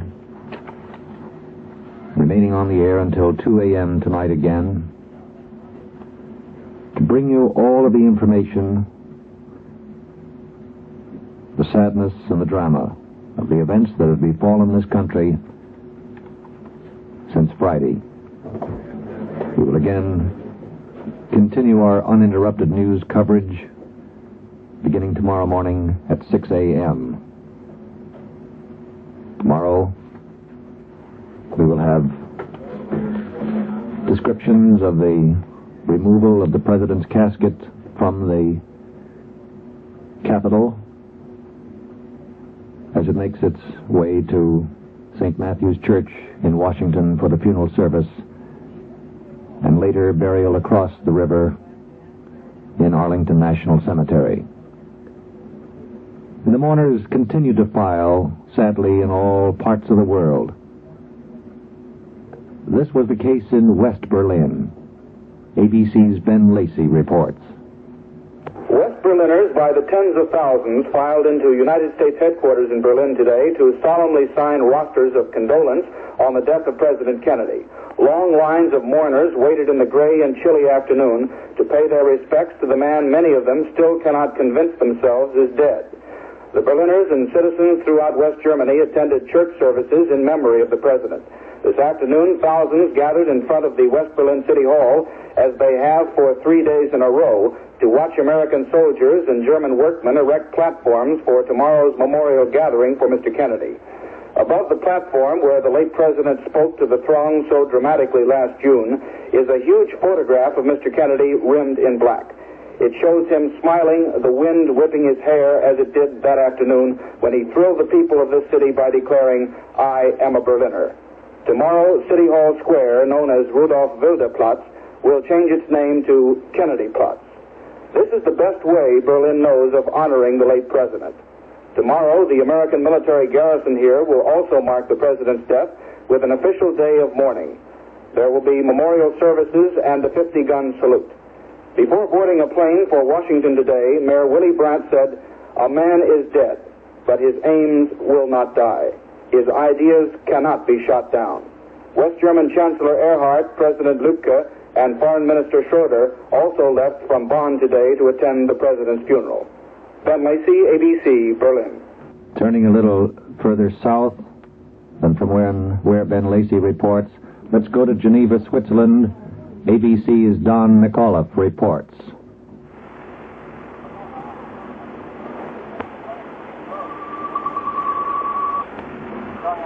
Don McAuliffe, come in, Don McAuliffe from Geneva, Switzerland. Hello, Don Gardner in New York. Yes, Don. What was the reaction of the people in Geneva today to the sad turn of events? The people in Geneva today were shocked. They found the entire assassination hard to disbelieve. Hello, I can't hear anything out there. Don, has there been any reaction to the additional news that the man accused of assassinating President Kennedy is now dead of a gunshot wound? Has that news reached Geneva?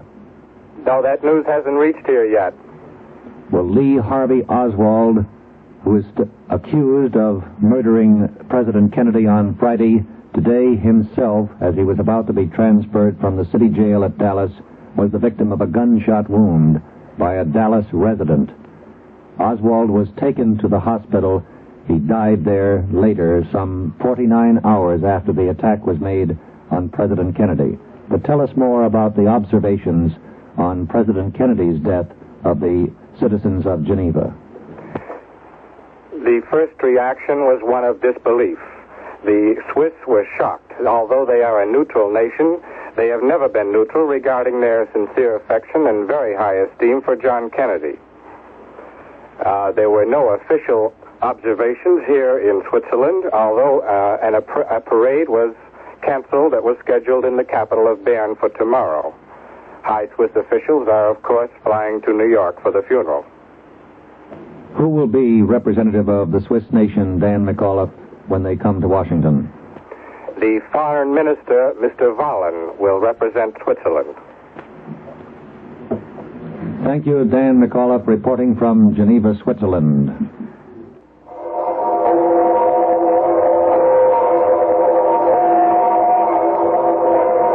From all corners of the earth, bells rang out in churches large and small.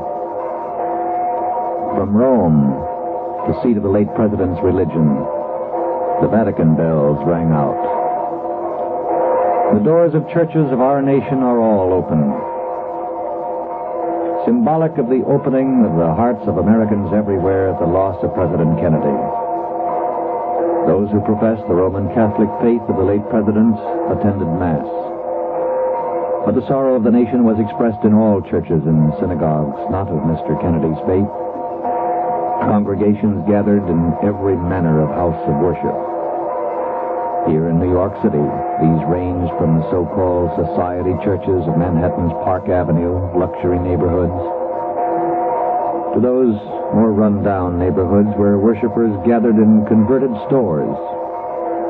Congregants gathered in Adventist churches, and those of the Assembly of God in Baptist churches, Christian Reformed, Christian Science, the Church of Christ, Church of God, community and congregational churches, those of the Disciples of Christ, Eastern Orthodox churches, Episcopal, Evangelic and Reformed, churches of the Latter-day Saints, Lutheran churches, those of the Mennonite, Methodist, Nazarene, Pentecostal, Moravian, Presbyterian, Protestant Episcopal, Reformed Episcopal, Reformed and America churches, Spiritualist and Unitarian Universalist, the United Church of Christ, in a host of non-denominational services, in Jewish synagogues and in temples.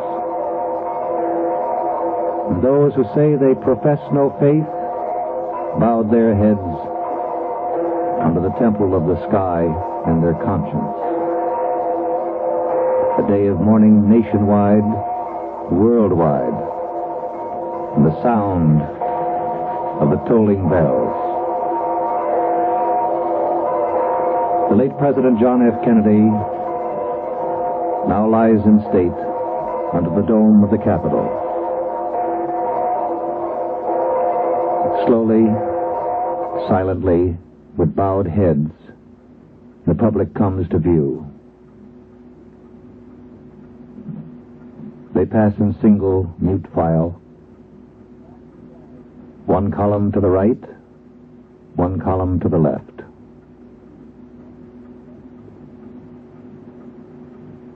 A mass of humanity is gathered outside of the Capitol. To slowly come up those steps and into the rotunda of the Capitol building.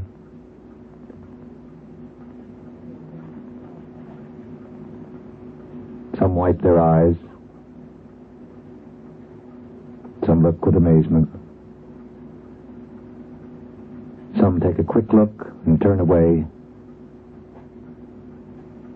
Others, as they pass, keep their eyes glued on the flag-draped coffin, where stands the military guard of honor, stiffly at attention. The flag of the President of the United States and the flag of these United States. Tomorrow, the funeral of President Kennedy at St. Matthew's Church. In Washington, burial across the Potomac River. In the Cemetery of Heroes, Arlington National Cemetery. Let us pause briefly now for station identification.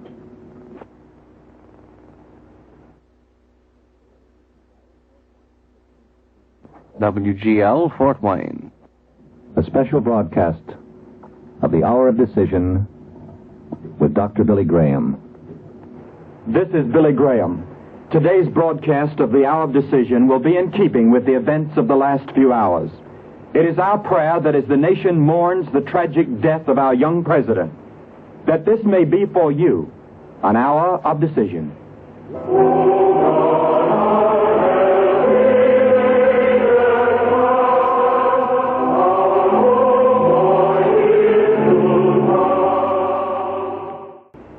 Mr. Graham has had the privilege of bringing the message at the annual presidential prayer breakfast held in Washington, D.C. for the past 3 years that Mr. Kennedy was in office. President Kennedy brought a brief message at each of these breakfasts, and we would like for you to hear the comments that he made at the breakfast this past year. I'm honored to be with you here again this morning. These breakfasts are dedicated to prayer, and all of us believe and need prayer. Of all the thousands of letters that are received in the office of the President of the United States, letters of goodwill and wishes, none, I'm sure, have moved any of the incumbents half so much as those that write that those of us who work here on behalf of the country are remembered in their prayers. You and I are charged with obligations to serve the great republic in years of great crisis. The problems we face are complex, the pressures are immense, and both the perils and the opportunities are greater than any nation ever faced. In such a time, the limits of mere human endeavor become more apparent than ever. We cannot depend solely on our material wealth, on our military might, or on our intellectual skill or physical courage to see us safely through the seas that we must sail in the months and years to come. Along with all of these, we need faith. We need the faith which our first settlers crossed the sea to carve out a state in the wilderness, a mission, they said, in the Pilgrim's Compact, the Mayflower Compact, undertaken for the glory of God. We need the faith with which our founding fathers proudly proclaimed the independence of this country to what seemed at that time an almost hopeless struggle, pledging their lives, their fortunes, and their sacred honor with a firm reliance on the protection of divine providence. And we need the faith which has sustained and guided this nation for 175 long and short years. We are all builders of the future. And whether we build as public servants or private citizens, whether we build at the national or the local level, whether we build in foreign or domestic affairs, we know the truth of the ancient psalm, except as the Lord buildeth the house, they labor in vain that build it. This morning we pray together, this evening apart. But each morning and each evening, let us remember the advice of my fellow Bostonian, the Reverend Philip Brooks. Do not pray for easy lives. Pray to be stronger men. Do not pray for tasks equal to your powers. Pray for powers equal to your tasks. And now, here is Billy Graham. President Kennedy's body lies in state in the great rotunda of the United States Capitol today. Shock and disbelief still mark the national and world reaction to the president's death.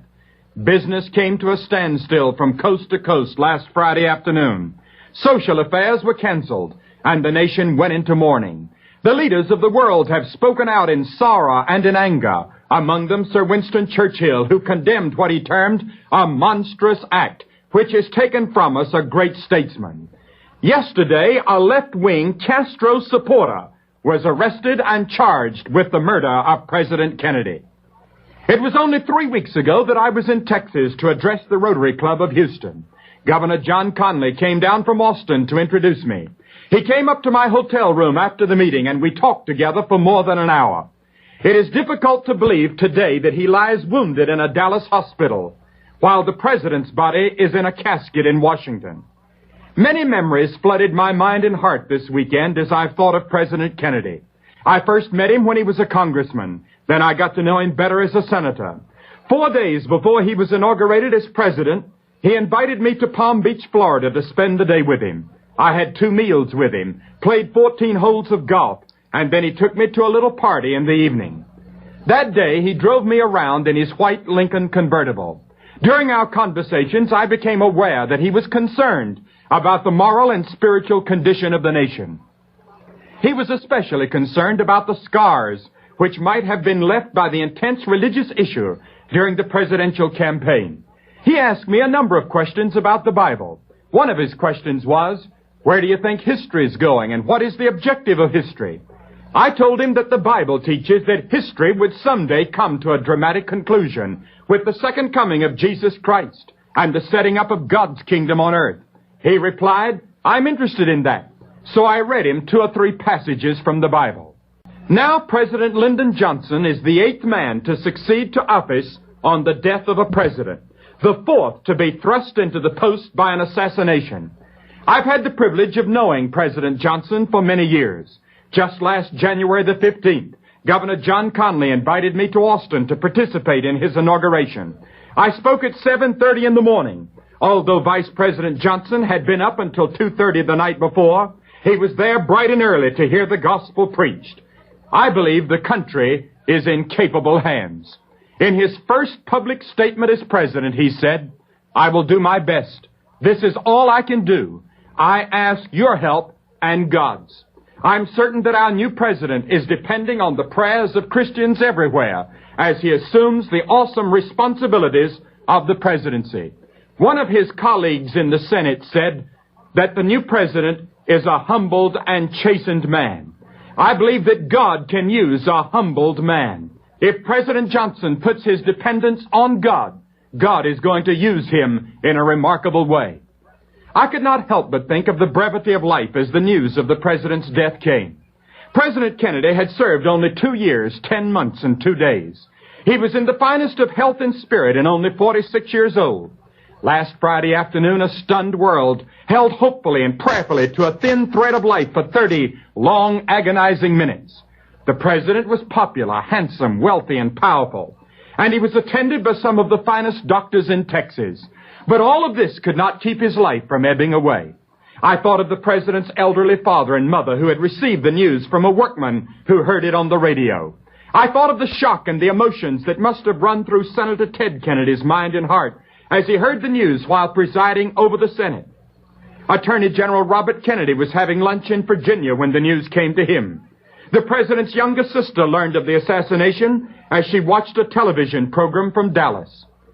The immediate sense of personal loss is much greater for the American people than it was at the deaths of McKinley, Garfield, or even Lincoln, because by means of television, the president was almost a daily visitor in our homes. A modern American president becomes a family friend and a familiar figure. Thus, the sense of loss on the part of the peoples of the world is very deep. The Bible has much to say about the brevity of life and the necessity of preparing for eternity. I am convinced that we need a new awareness of the fact that death is rapidly approaching for each of us, and that the Bible has many warnings for us to prepare to meet God. The rich with all their wealth cannot buy a reprieve from the death sentence which hangs over every man. The poor cannot beg one extra day of life from the grim reaper who pursues every man from the cradle to the grave. The Bible says, "What is your life? It is a vapor that appeareth for a little time and then vanisheth away." This weekend, the radio and television networks are playing religious music. The entire nation is thinking more about death and eternity than at any time since the war.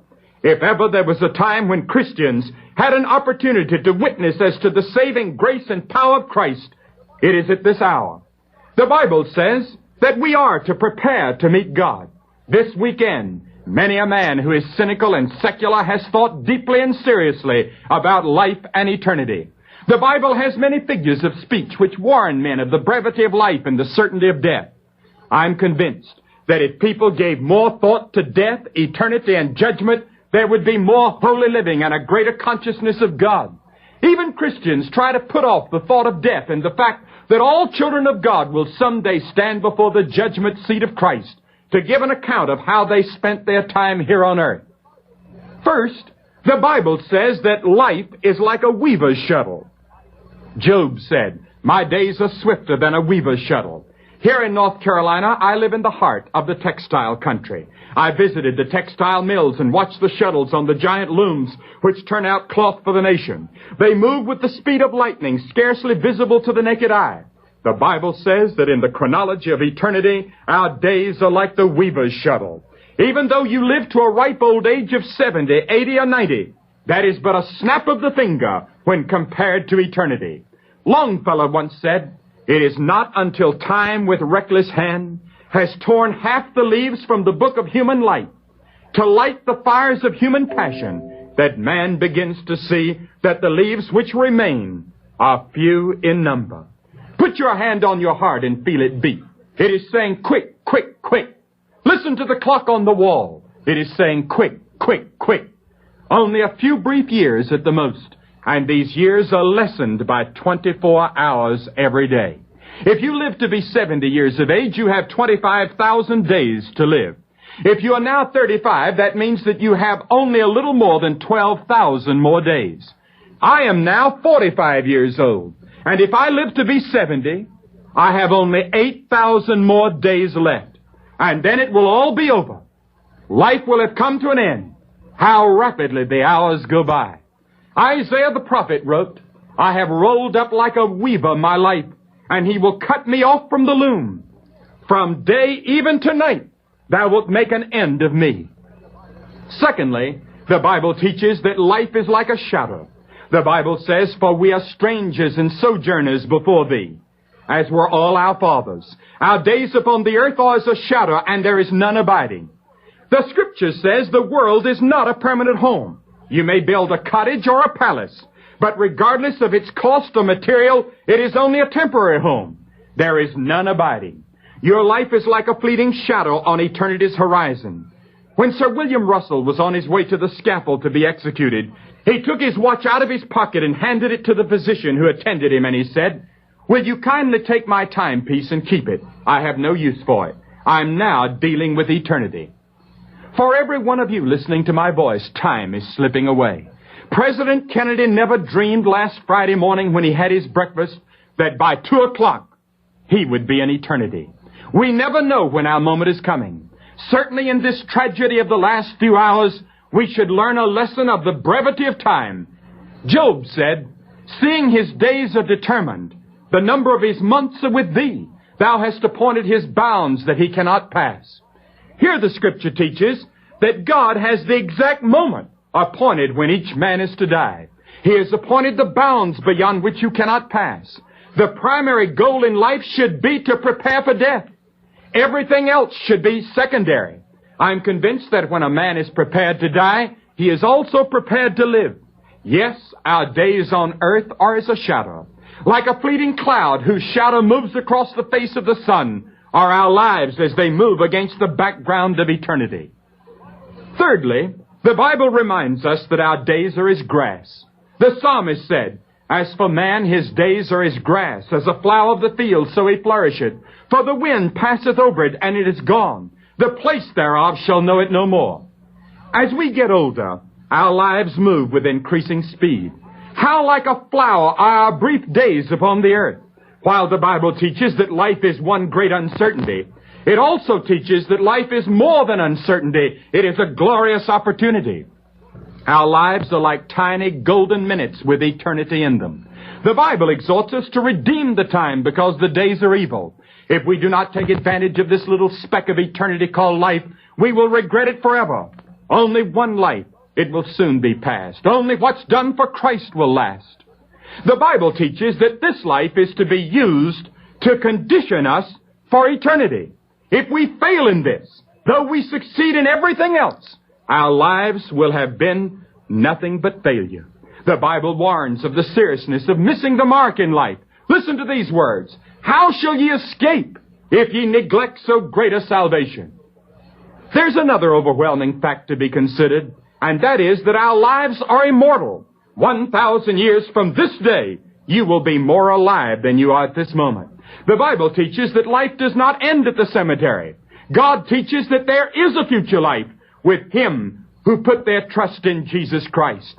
However, the Scripture also teaches that there is a future hell of separation from God, toward which all are going who have refused, rejected, or neglected to receive Christ. God made man different from all the other creatures. He made him in His own image, a living soul. When this body dies and our earthly existence is terminated, the soul lives on forever. Victor Hugo once said, "I feel in myself the future life." Cyrus the Great said, "I cannot imagine that the soul lives only while it remains in this mortal body." Many centuries ago, God spoke to a great king of Judah as he lay dying. God said to Hezekiah the king, "Set thine house in order. Thou shalt surely die and not live." Job wrote, "Beware lest he take thee away with his stroke." The true Christian has hope of the world to come.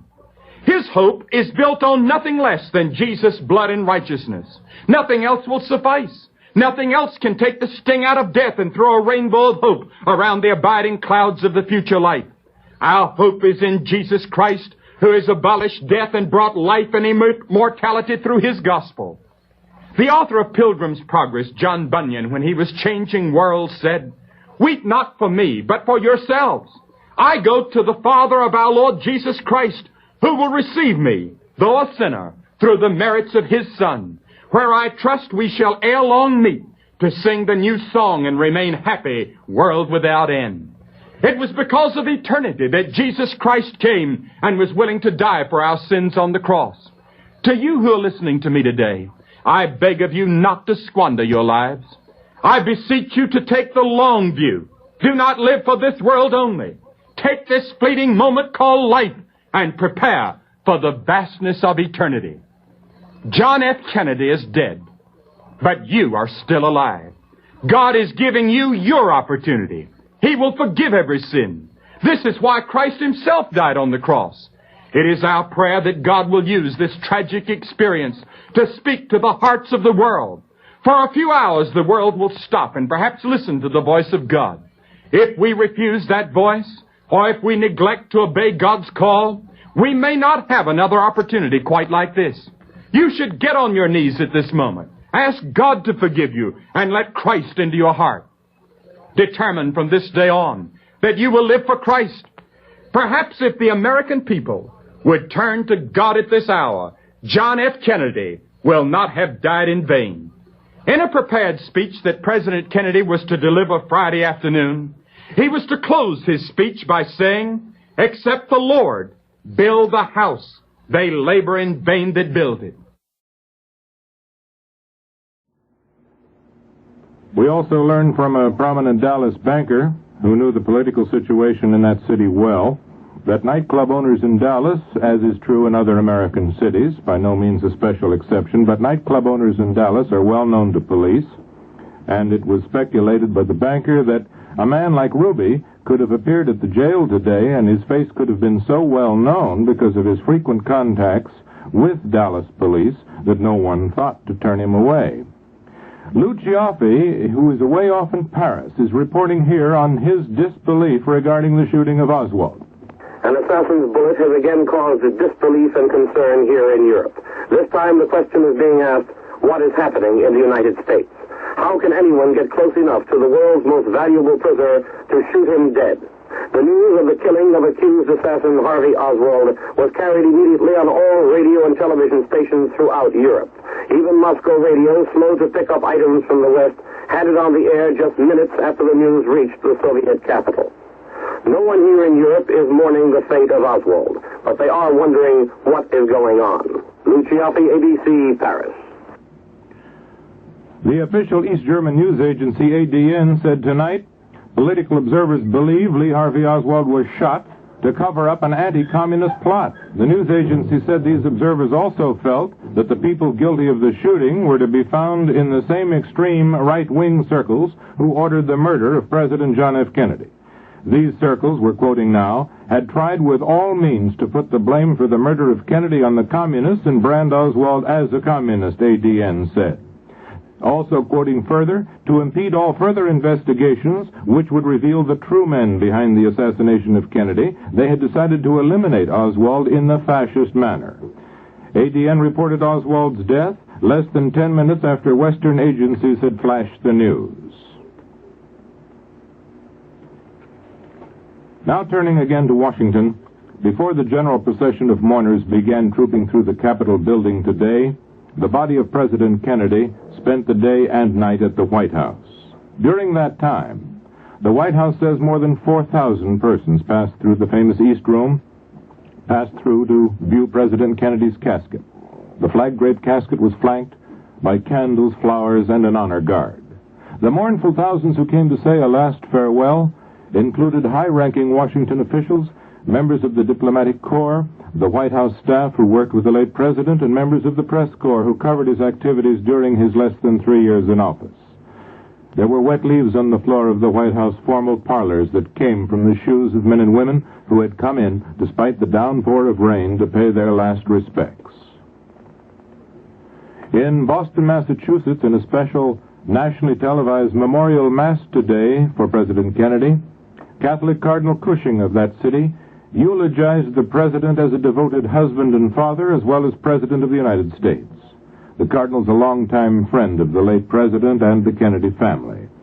He recalled that Mr. Kennedy always made time to share with his son and daughter those few minutes that could be his. The cardinal celebrated the memorial mass and then delivered the eulogy at its conclusion. Cardinal Cushing will preside at the solemn pontifical funeral mass tomorrow in Washington for the president, and just for your information, it is scheduled for 12 o'clock noon tomorrow, preceding the actual funeral itself.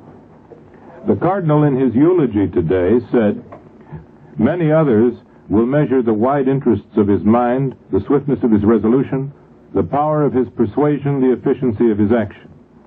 For me, it will be proper to recall him on this day of mourning as husband and father, surrounded by his young and beloved family." Cardinal Cushing paid tribute to the entire Kennedy family, calling it one of the truly great families of America. He termed the late president a youthful Lincoln, who in his time and in his sacrifice has made more sturdy the hopes of this nation and its people. Now, in the inscrutable ways of God, the cardinal said, he's been summoned to an eternal life beyond all striving, where everywhere is peace. May his noble soul rest in peace.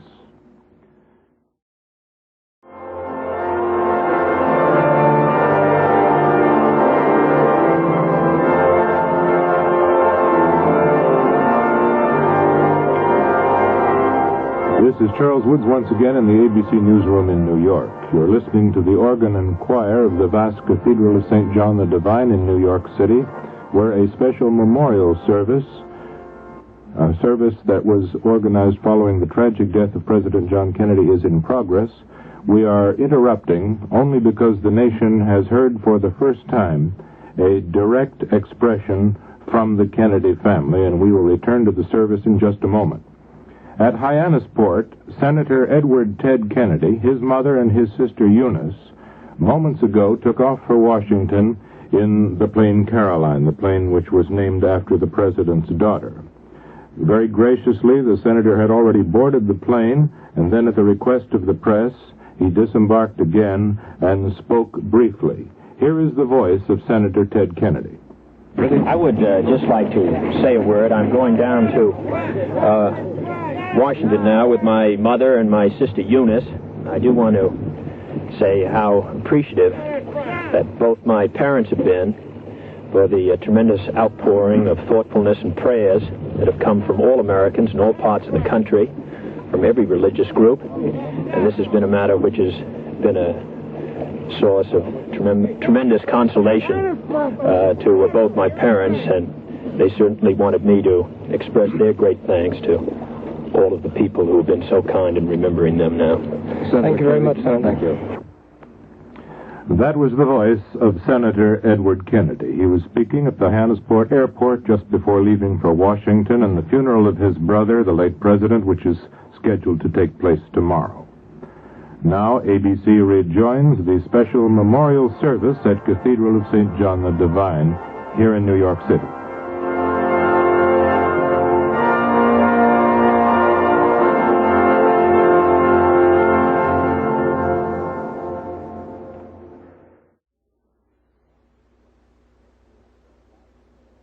WGL, Fort Wayne. Now, in its continuing coverage on events following the tragedy of the late President Kennedy's assassination. Just moments ago, French President Charles de Gaulle arrived at Dulles Airport in Washington.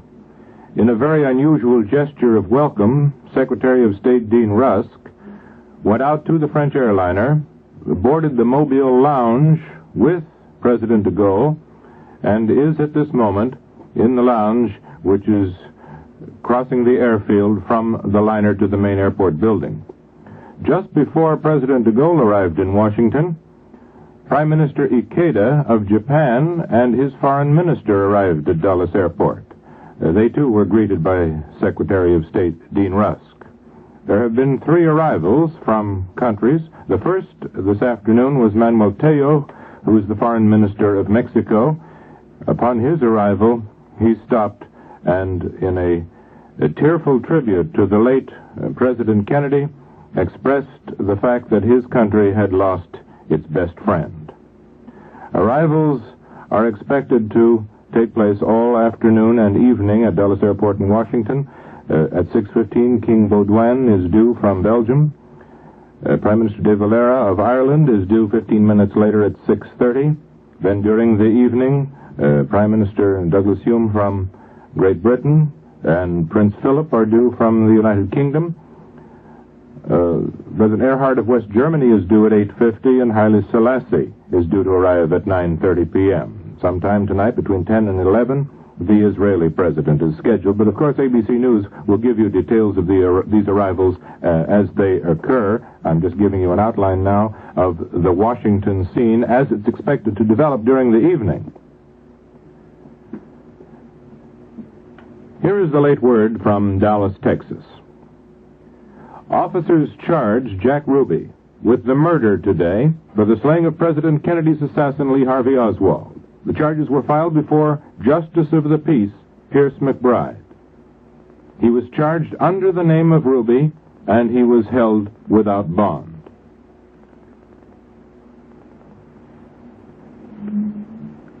Reaction from around the world is still being recorded in the ABC News coverage, and the world scene still continues to come to us, sometimes fragmentarily to be sure, but collectively to give you an impression of what is happening across the world as the reaction begins to set in. And the sober people all over Europe united in prayer today for John F. Kennedy. This was typical of the American scene as well. In a short cab ride through New York City this afternoon, I noticed that churches were still open. Cab driver told me that churches were overflowing this morning and that he had many calls to churches here in mid-Manhattan. And this scene was reflected almost in identical fashion in European cities. Churches were jammed to hear clergymen of all faiths. In Yugoslavia, Mr. Kennedy was mentioned in Roman Catholic and Orthodox masses. On Tuesday, a special requiem in memoriam service to the late president will be said at St. Peter's Church in Belgrade. The U.S. Embassy in London invited diplomats to attend the special service. In Germany, Roman Catholic priests and Protestant ministers asked parishioners to pray for the soul of the late president. At U.S. military chapels in West Germany, special prayers were offered for the late president at all Sunday services. Larger Protestant and Catholic chapels at major military installations in Europe also held special Kennedy memorial services. In Spain, the nation began its second day of official mourning for the slain president, with newspapers still publishing special editions on the circumstances of his assassination. Radio and television networks continued in Europe frequent nationwide broadcasts of reports connected with the president's death. In Madrid, the American embassy received expressions of condolence from all over the country. Spaniards stood in line all day yesterday to enter the embassy and sign a large book listing those who expressed their sympathy to the United States. And now reporting on developments in Rome on this sorrowful Sunday, ABC correspondent John Casserly. Prayers for President Kennedy here today from Pope Paul to South Vietnam's Madame Nhu. The Pope told a crowd of 30,000 in St. Peter's Square, the killing of Mr. Kennedy shows how great a capacity for hate and evil there still is in the world, and how great a threat to civil order and peace. Madame Nhu went to a Catholic church for Mass today and joined in common prayer for Kennedy. Upwards of 1 million soccer fans in games throughout Italy stood for a minute of silence as part of 3 days of national mourning here. A general strike set for tomorrow in Palermo has been called off out of respect and long-standing ties with the United States. Also tomorrow, about the same time as the funeral mass for Mr. Kennedy begins in Washington, there'll be another here, said by New York's Cardinal Spellman in the Basilica of St. John Lateran, Cathedral Church of Rome in the Catholic world. Newspapers, radio, and television here still carry little other news than that of Mr. Kennedy and President Johnson. The broadcasts are mostly solemn music. Foreign Minister Piccioni leads the Italian delegation now flying to Washington for Mr. Kennedy's funeral. As in America, tomorrow will also be a national day of mourning here. In the words of Pope Paul, lead us not into temptation and free us from evil. For the grace of God, His mercy, and His pardon. John Casserly, ABC, Rome. ABC's Ben Lacey reports on a memorial service for JFK in Berlin. We're speaking to you from inside the United States Army headquarters here in West Berlin. Thousands upon thousands of Berliners are joining their American friends in mourning the late president. They're filing into the headquarters building here to sign the roster of condolence. They're filing past the flags of the 50 United States, past the Berlin Brigade pennants, past a large framed photograph of President Kennedy. Also before them are flowers donated by the citizens of West Berlin and members of the American military community. They are moving also past 2 large tables draped in black, where they are signing the roster of condolence. Then moving out of the headquarters building here, past the large American flag, which is flying at half-mast. So far, some 7,000 persons have signed this roster. There are long lines of Berliners waiting to enter the building here, waiting to pay their final respect to the late president. Many of these very same people will move on to West Berlin City Hall, where they will take part in another demonstration of mourning in the City Hall Square that will be renamed Kennedy Platz tomorrow. Mayor Willy Brandt, meantime, has left Berlin for the United States to attend Mr. Kennedy's funeral. The fact that the Berliners are coming here to the U.S. Army headquarters is an unprecedented show of solidarity with the United States. Mr. Kennedy was more to these people than just the President of the United States. He was the leader of the free world. Ben Lacey, ABC, Berlin.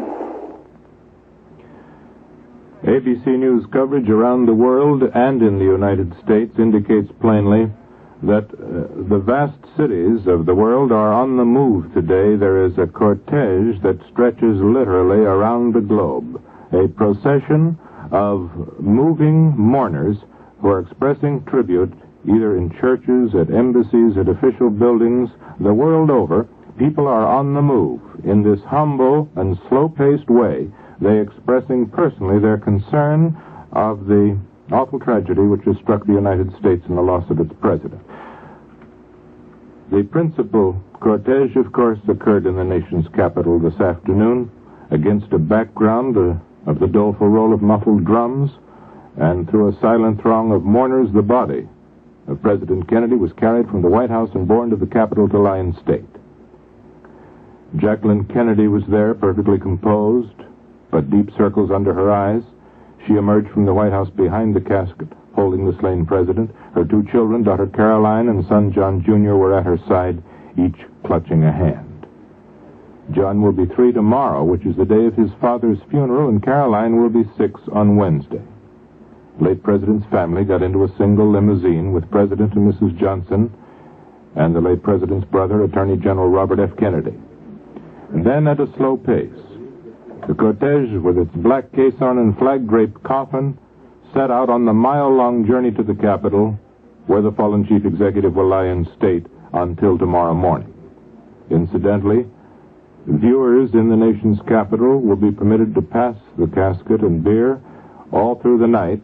It is not planned to close the rotunda at any time until the casket is finally moved to the cathedral tomorrow for a high requiem solemn mass, so that for the next 20 or 21 hours, it's anticipated that the nation's thousands who wait in line will have a chance to view the president's casket.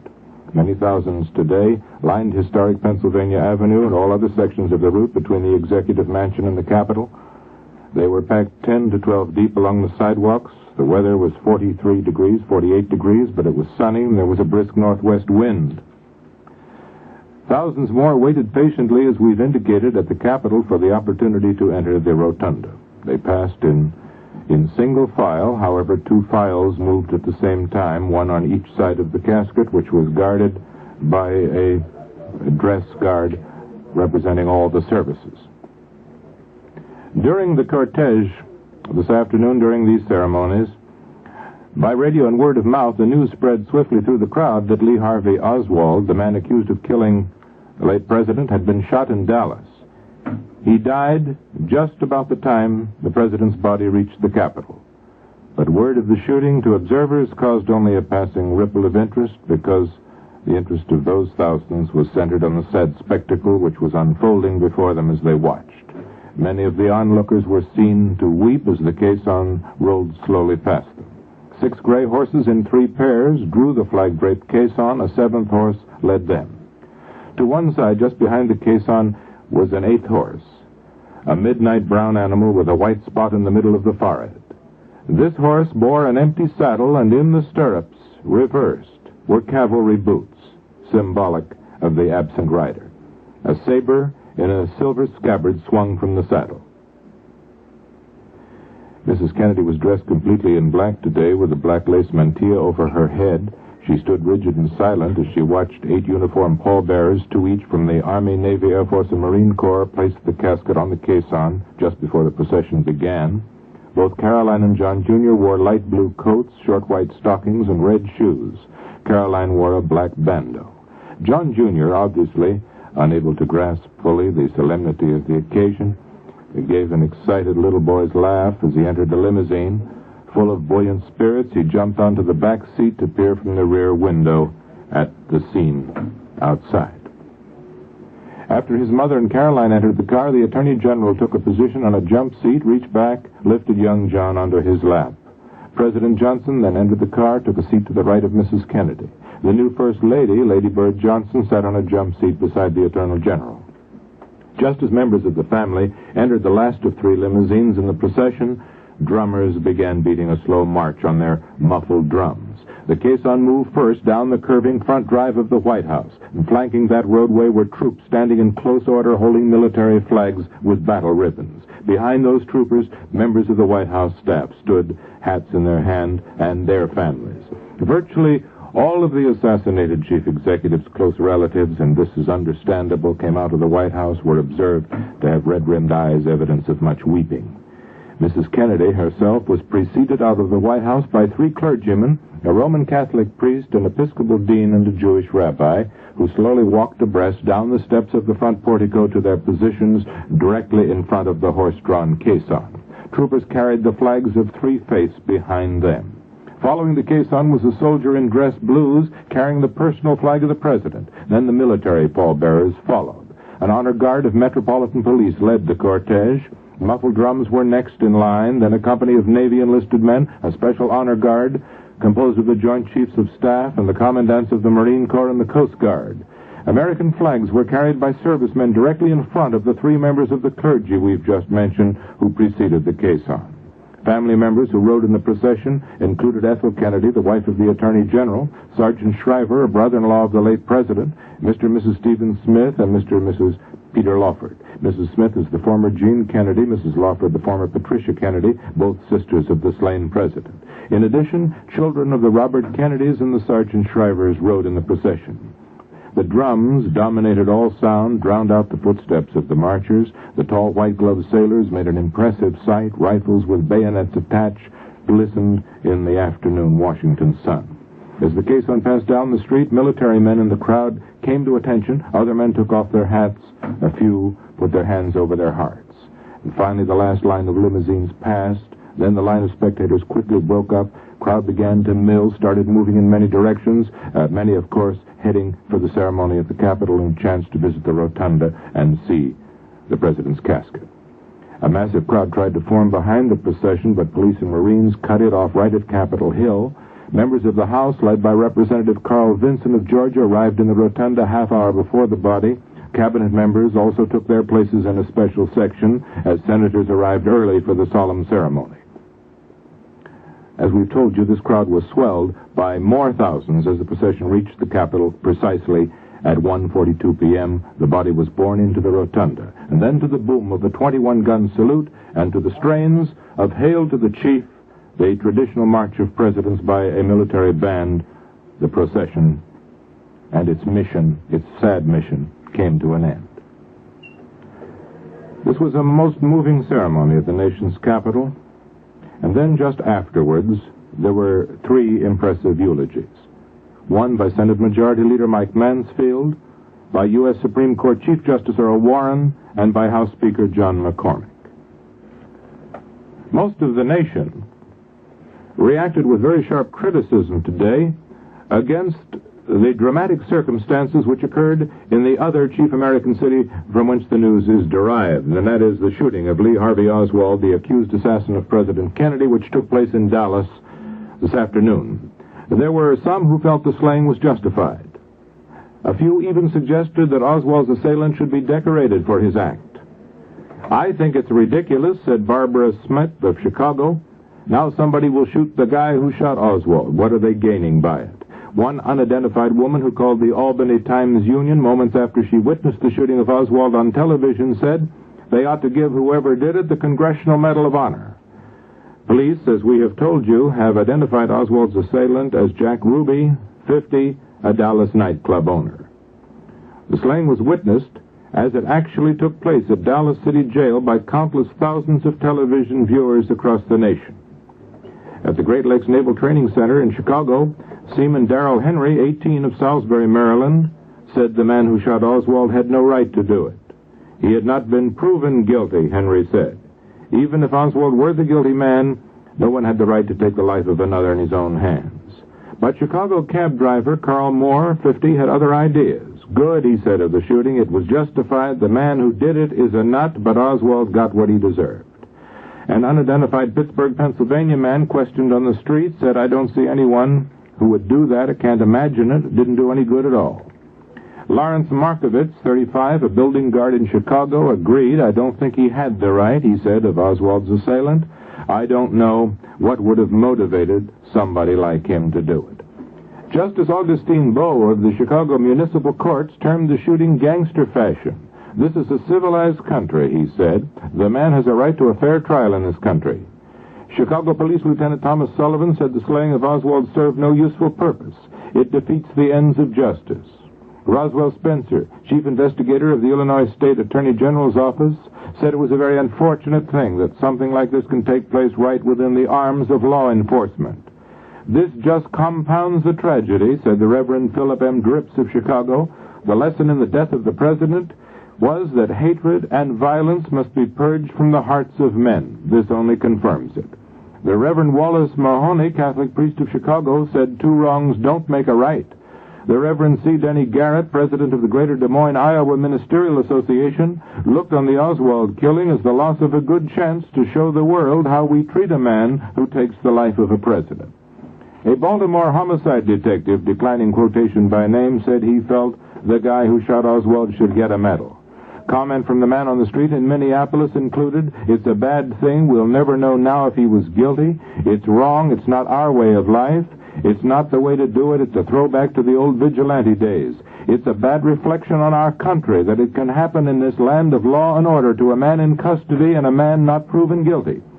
Hyman Pressman, the city controller of Baltimore, said the American public has exercised extraordinary restraint thus far, and I hope this new incident will not touch off any further irresponsible acts of violence. Such acts do not do the country a bit of good.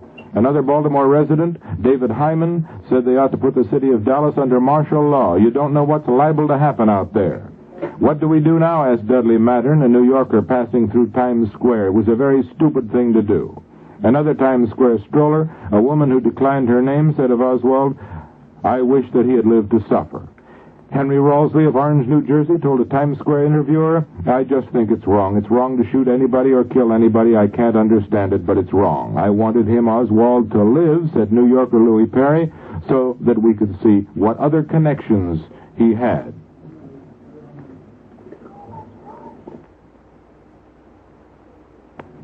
The news scene switches once again from Dallas to Washington. This afternoon, the chief events in the capital concern the arrival of the heads of state, a long list of impressive guests who are coming to pay their last respects to John Fitzgerald Kennedy and will attend his funeral tomorrow, which, as you know, is scheduled to follow the High Requiem Mass, which will be celebrated in St. Matthew's Cathedral in the nation's capital by longtime friend of the Kennedy family, Cardinal Cushing. French President de Gaulle has arrived in the nation's capital. ABC correspondent John Scally was at Dulles Airport, and here is John Scally on de Gaulle's arrival. He was accompanied by the French Foreign Minister, Couve de Murville. John Scally, ABC at Dulles Airport. I'm sorry, we got just a portion of John Scally's report. But just to recap, as we told you earlier, the French president was the third head of state to arrive this afternoon. First of all was Manuel Tello, who's the foreign minister of Mexico. Then came Prime Minister Ikeda of Japan and his foreign minister. And just as an incidental note, the Japanese prime minister headed for the Japanese embassy where a 4-alarm fire had occurred this afternoon. But firemen controlled the fire and the blaze to a few rooms, and the main structure was not in any way damaged. Then next was French President de Gaulle.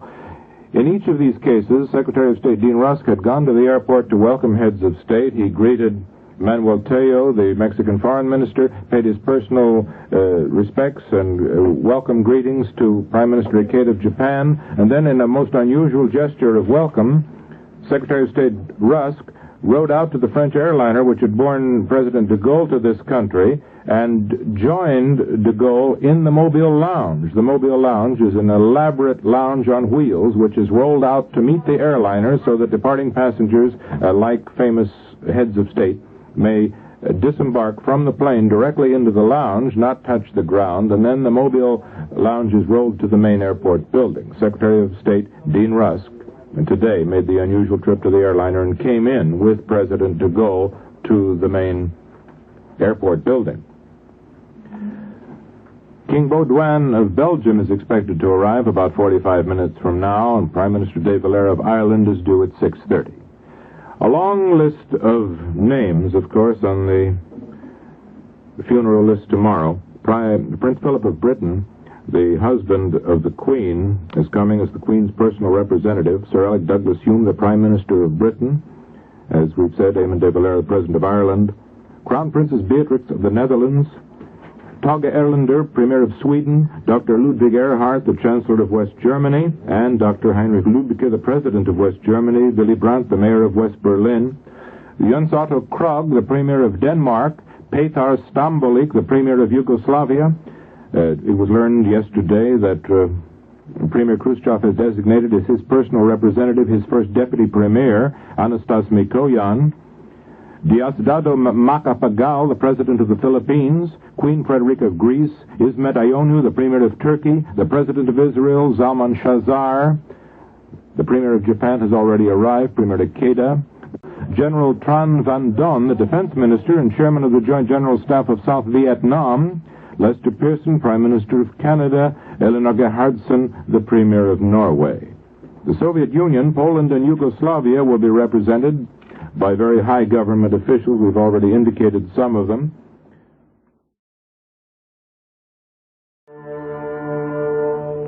One of the President's most ambitious projects had been to overcome the Soviet Union's lead in space exploration, to make the United States second to none in space. To do this, he said, he was prepared to go to the moon. Why some say the moon? Why choose this as our goal? And they may well ask, why climb the highest mountain? Why 35 years ago, fly the Atlantic? Why does Rice play Texas? We choose to go to the moon. We choose to go to the moon. We choose to go to the moon in this decade and do the other things, not because they are easy, but because they are hard.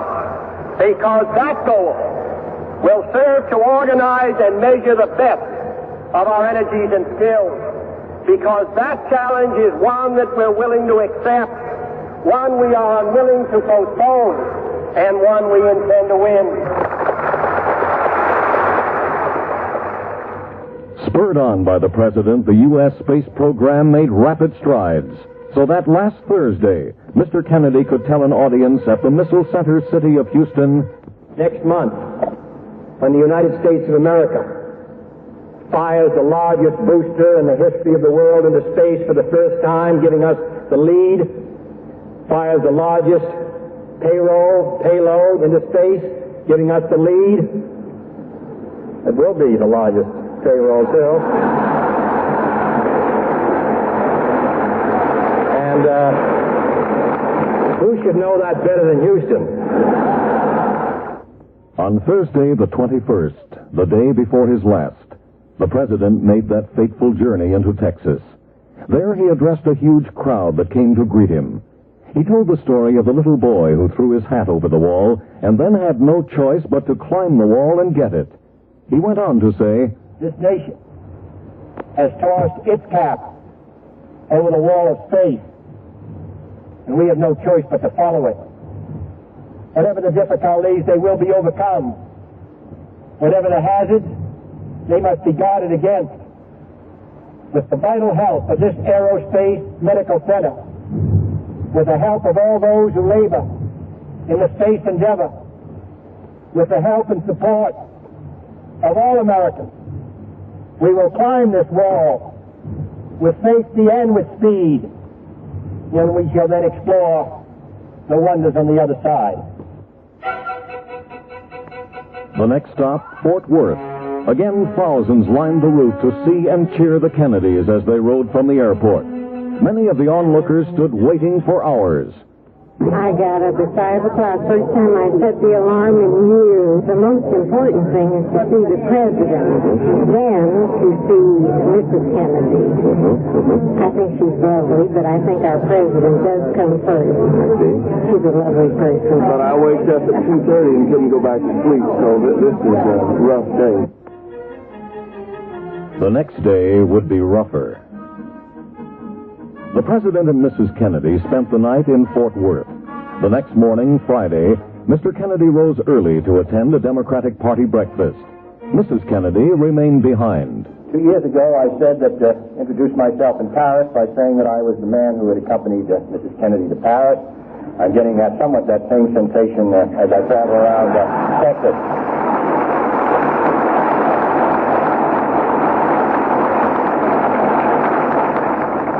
Nobody wonders what Lyndon and I wear.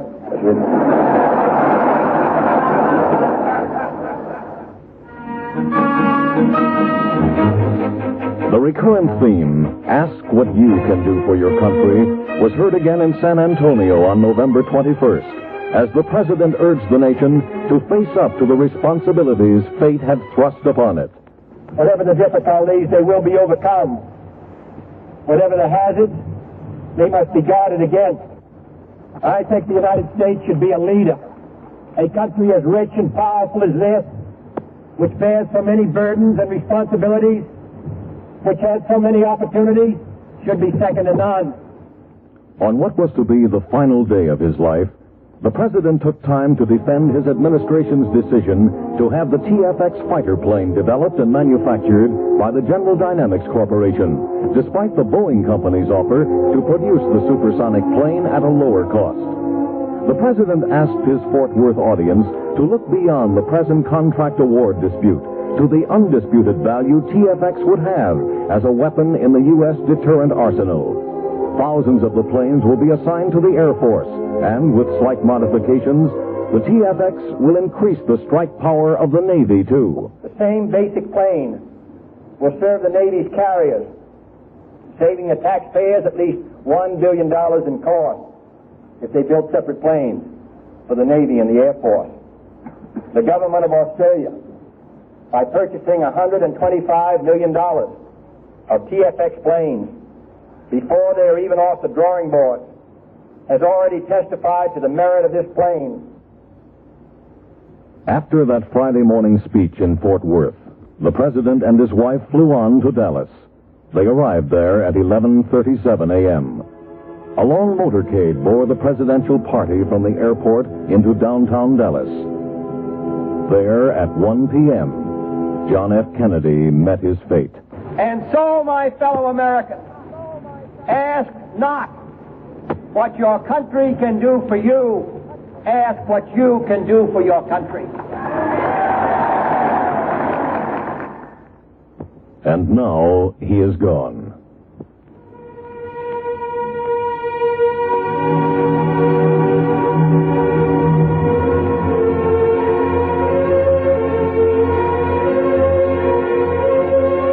What of the man who shot the president? He too was shot.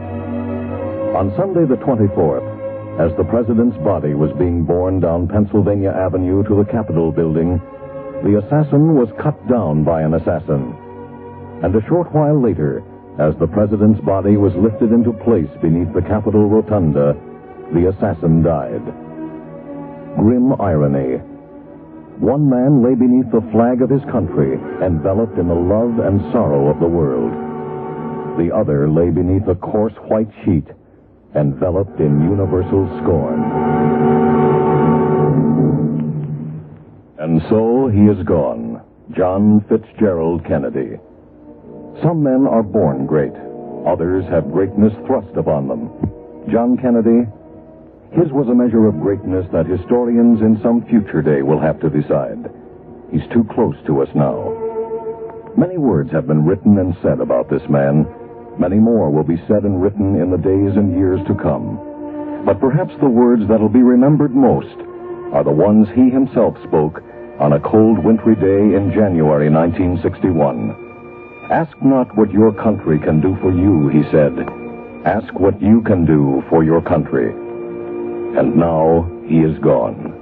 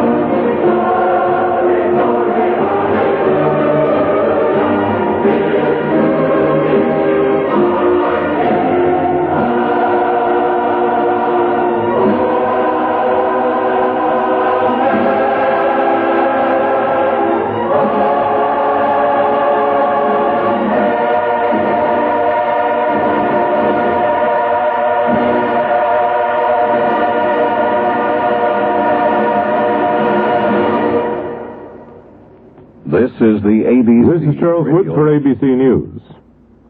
You have just heard a special tributary program to the late John Fitzgerald Kennedy, presented by ABC.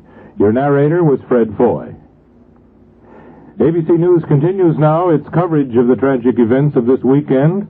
As though this march of history would never end, unexpectedly, a note of mystery has developed in the latest slaying of Lee Harvey Oswald by Jack Ruby. For a late report from Dallas on the shooting of Oswald by Ruby, here's Roger Sharp.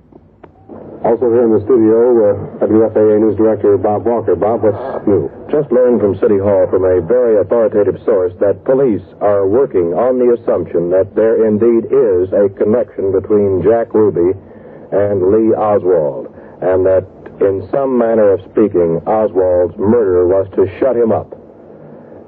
Also, they have said that they will not release in the immediate future at all any of the information the FBI has gathered which led them to believe so strongly that Oswald had assassinated the president.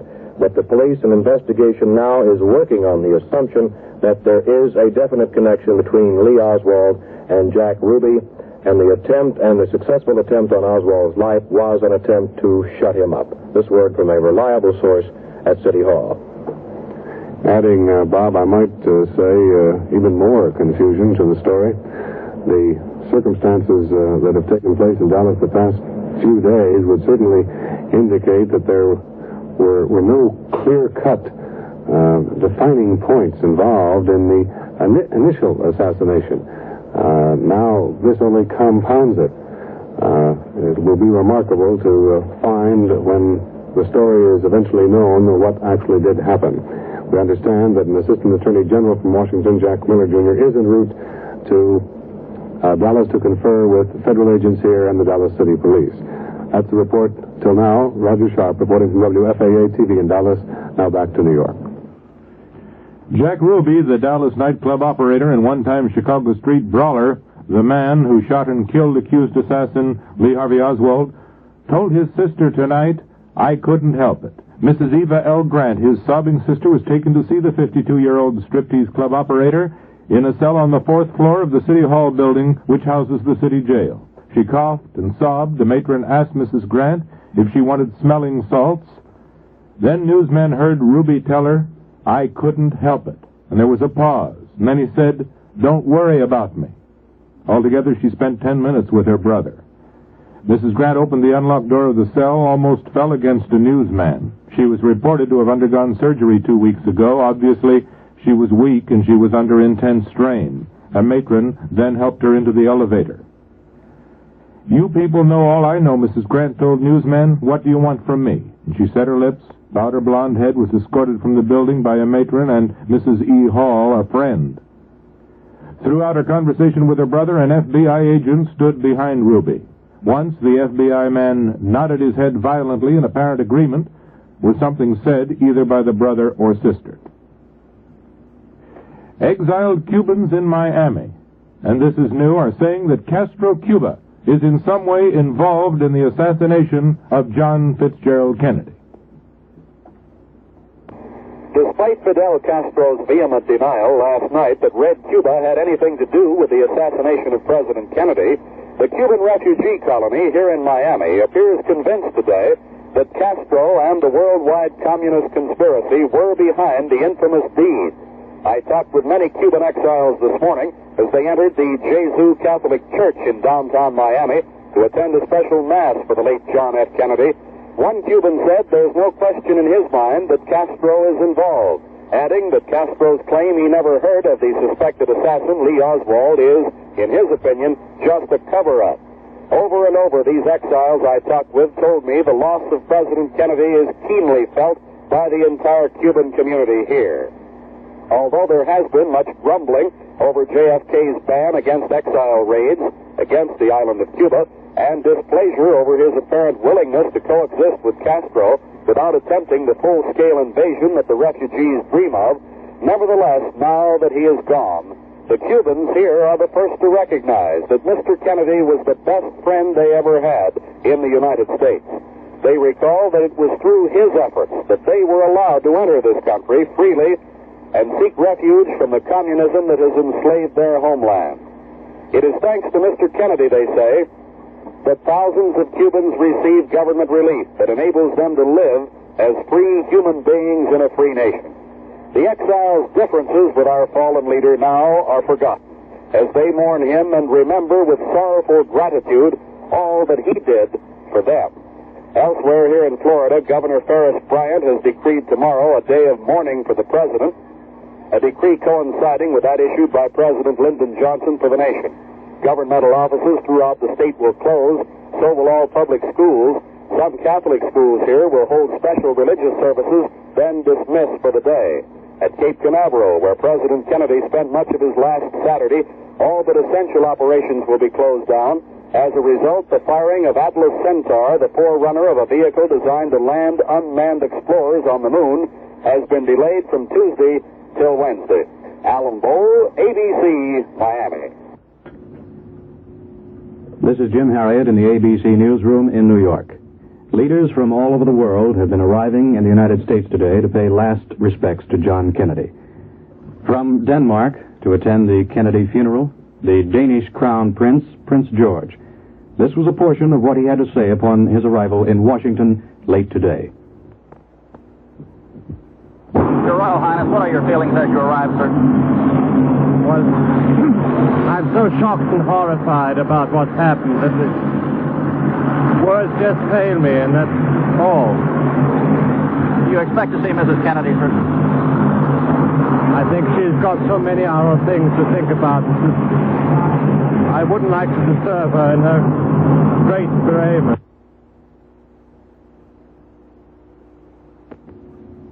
Crown Prince George of Denmark, who arrived at Washington's National Airport late today to attend the funeral of President Kennedy.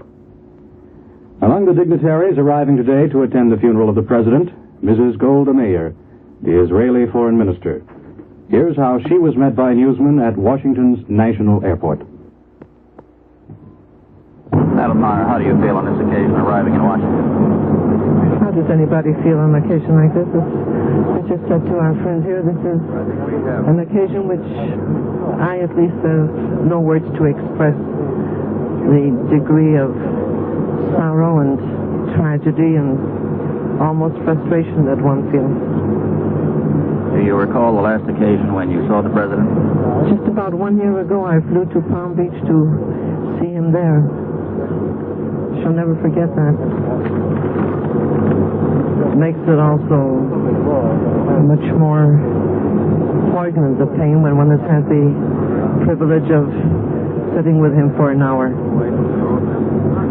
Do you expect to see Mrs. Kennedy? I don't know. I wouldn't dare intrude on her sorrow.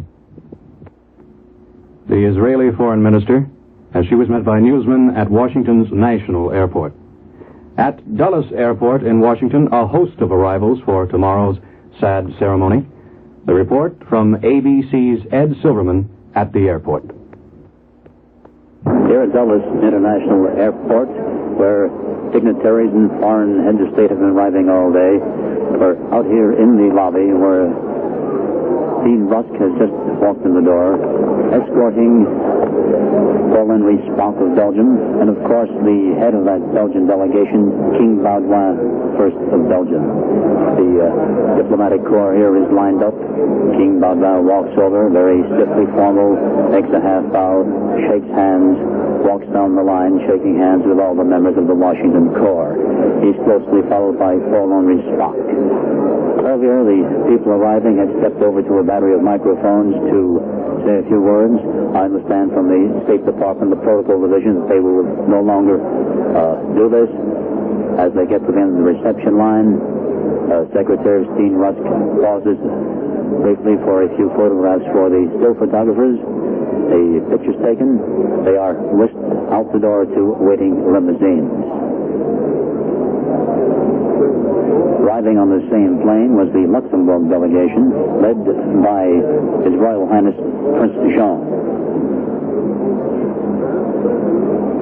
Prince Jean walks in now, carried to the main arrival building on a portable ramp that goes from the arrival building to the plane, transfers the passengers, and then is motorized back here so that the dignitaries do not have to walk across the field from the plane. Prince Jean walks in. There's a small reception party, a diplomatic corps waiting here for him. He steps forward, shakes hands with his reception committee, does not even pause for photographs. Dean Rusk greets him. A few more handshakes, and once again out the door to the waiting limousines. And so the Belgian and Luxembourg delegations have arrived here at Dulles International Airport en route to downtown Washington and tomorrow's sad occasion. Already arriving here today, the Mexican delegation led by Manuel Tello, the French delegation, of course, led by President Charles de Gaulle, and the Japanese delegation led by Prime Minister Ikeda. This scene will be repeated many times today. In fact, we expect to be here until 2, 3, perhaps 4 o'clock in the morning until they all have arrived. And ABC Radio will bring that to you. A few hours from now, we're expecting the British delegation led by Prince Philip. He will be accompanied, of course, by Sir Alec Douglas Hume and his wife. That's it from Dulles International Airport. Ed Silverman, ABC, reporting. Just a few moments ago, ABC newsman Roger Sharp reported from Dallas, Texas, that Dallas police and the FBI were working on a theory that there was a connection between Jack Ruby and the man he killed, Lee Harvey Oswald, a theory based on the fact that Ruby shot Oswald to keep him from talking. Now, an entertainer by the name of Bill DeMar in Dallas has told ABC just tonight that he appeared in Ruby's club in Dallas recently.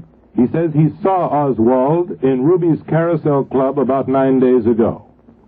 But beyond that, he knows of no connection between Ruby and Oswald. DeMar told ABC that he told the Dallas police that he believed there was no connection between Oswald and Ruby. ABC has been presenting its continuing coverage of the events following the assassination of the late President Kennedy, and we intend to continue this coverage throughout the night until 2 a.m. Eastern Standard Time. This is Charles Woods for ABC News. We pause now 10 seconds for station identification. This is WGL Fort Wayne.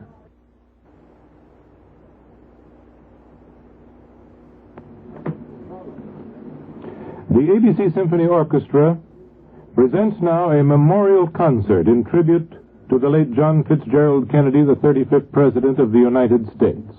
As we join the concert, it is in progress.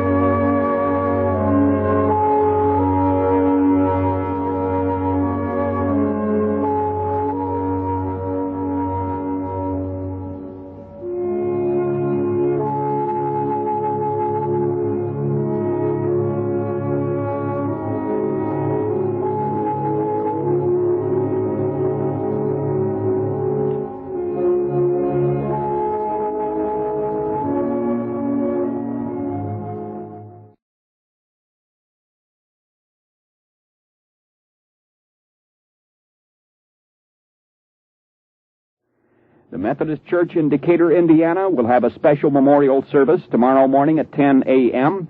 There'll be a high mass held at the cathedral in downtown Fort Wayne Monday morning at 10 a.m. And many other memorial services are announced at various churches. We remind you to stay tuned. We'll have a repeat of those announcements and other announcements at approximately 11:55 this evening. The time now, 11 o'clock, as we rejoin CBS. This is Bernard Eisman in New York with Robert Trout, and we're continuing our CBS News coverage of the events following Friday's assassination of President John F. Kennedy. Bob, we've just heard the latest from our colleague correspondent Hughes Rudd in Dallas, who has detailed the additional bits of information given to newsmen just a short while ago by Dallas District Attorney Henry Wade. And one of the things that the district attorney said were that palm prints found on the rifle that killed President Kennedy belonged to Lee Harvey Oswald, who himself was killed this morning by Dallas nightclub owner Ruby. Up till now, there had been no official comment from authorities on whether or not Oswald's fingerprints were really on the gun. But as we discussed with Rudd at some length, there are still gaps in information. And it's hoped that now that the President of the United States, Lyndon Johnson, has directed the FBI to conduct a full investigation into the events today and into the events on Friday. Bernie, that my reading in criminology has gaps in it. Is a palm print, do you know, the same as a fingerprint in the sense that, you know what people say, I don't know whether it's true or not, but that no two is ever or are ever alike. Is a palm print the same way? A palm print is not as conclusive, nowhere as conclusive as a fingerprint. However, it is considered as a basic first step in making a positive identification. Fingerprints would be considered more conclusive. Fingerprints are considered virtually absolutely uncontestable, or as uncontestable as anything can be in a legal contest.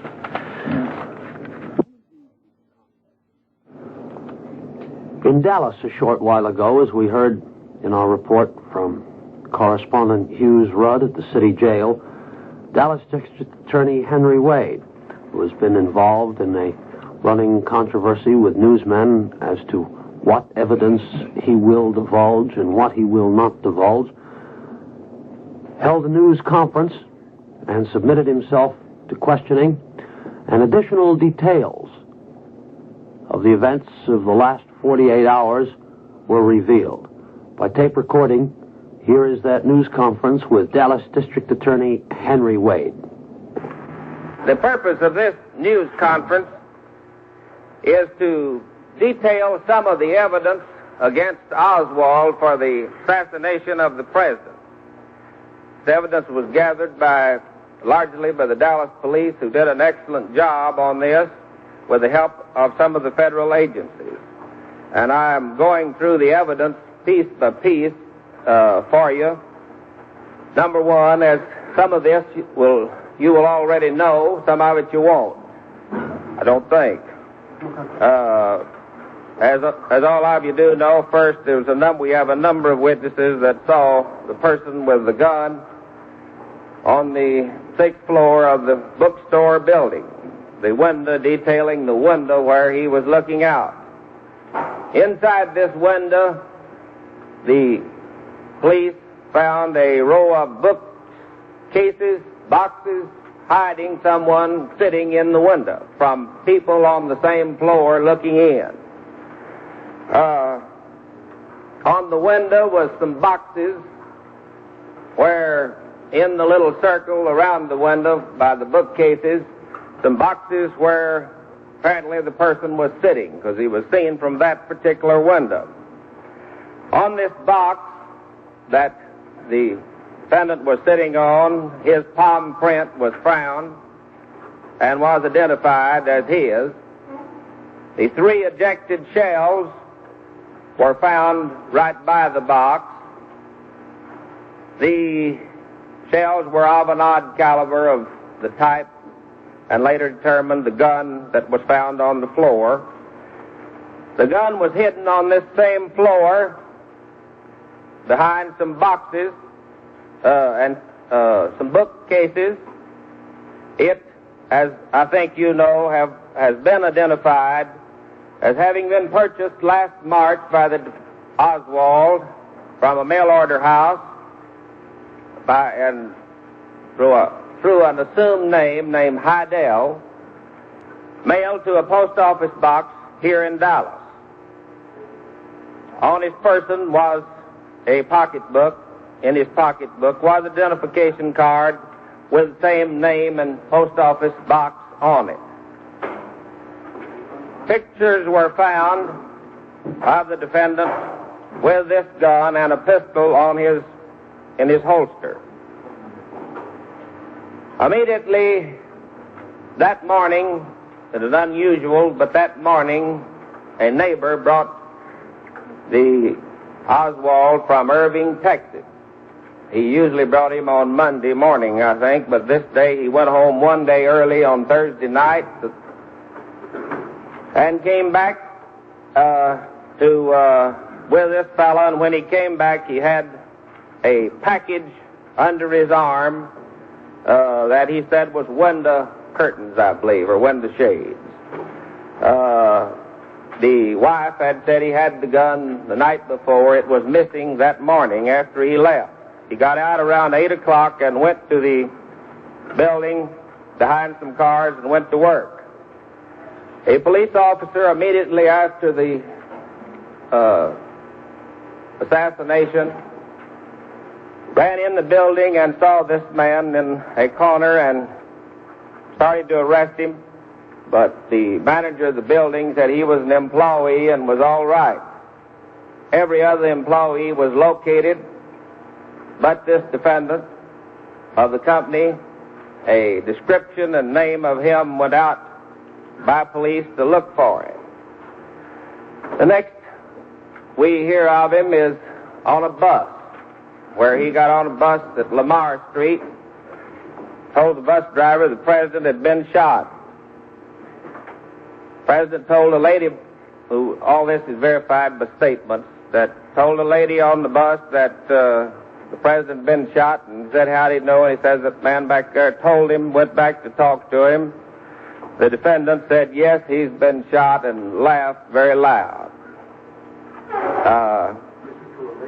A lady. He then He asked the bus driver to stop, got off at a stop, called a taxi cab driver in Oak Cliff. I don't have the exact place, and went to his home in Oak Cliff, changed his clothes hurriedly, and left. As he left, three witnesses saw a police officer, Officer Tippett, motion to him or say something to him. He walked up to the car. Officer Tippett stepped out of the car and started around it. He shot him 3 times and killed him.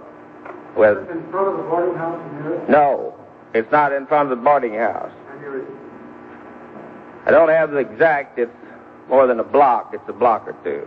Was he on foot when Tippett saw him? Yes, he was on foot and apparently headed to the Texas Theater. He then walked across a vacant lot. Witnesses saw him eject the shells from the revolver and reload the gun. Someone saw him go in the Texas Theater. A search was made of that later by a number of police officers. At the time, an officer of the Dallas police spotted him and asked him to come out. He struck at the officer, put the gun against his head, and snapped it, but did not, the bullet did not go off. We have the snapped bullet there. Officers subdued him at that time. Was that an attempt suicide, sir? Against the officer's head. You know why the gun didn't... MacDonald was his name. It snapped. It was a misfire. Then officers subdued him. Some 6 officers subdued him there in the theater, and he was brought to the police station here. Mr. Wade, why didn't the gun fire? It missed the firing pin on the shell didn't explode. They have the word hit it, but didn't explode. It didn't fire the shell. You've been listening to District Attorney Henry Wade in Dallas on a tape recording at a news conference making his long-awaited revelations of some of the additional evidence which Mr. Wade has been saying that the Dallas police had, which showed that Lee Oswald was the murderer of the late President Kennedy. We'll continue in 30 seconds after we give our stations a brief opportunity to identify themselves. This is the CBS Radio Network. This is CBS in Fort Wayne, WANE, at your service. WANE will not broadcast any commercial broadcasts for the remainder of tomorrow as we bring you special broadcasts from CBS Radio.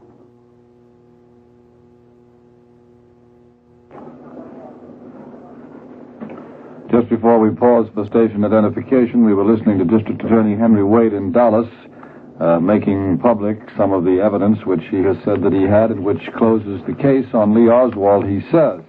He'd been saying that, of course, all day long, or at least several times during the day, before he made this revelation at the news conference, and there had been reports from Washington that the federal government was becoming seriously concerned because no evidence was being given out publicly, and the radios and the newspapers of the communist world behind the Iron Curtain, ever since Oswald was killed today, and even before, actually, have been putting out furious stories saying that this whole thing is a right-wing, racist, fascist plot, and that Lee Oswald, A, was not a communist, and B, was not really the man behind the whole thing.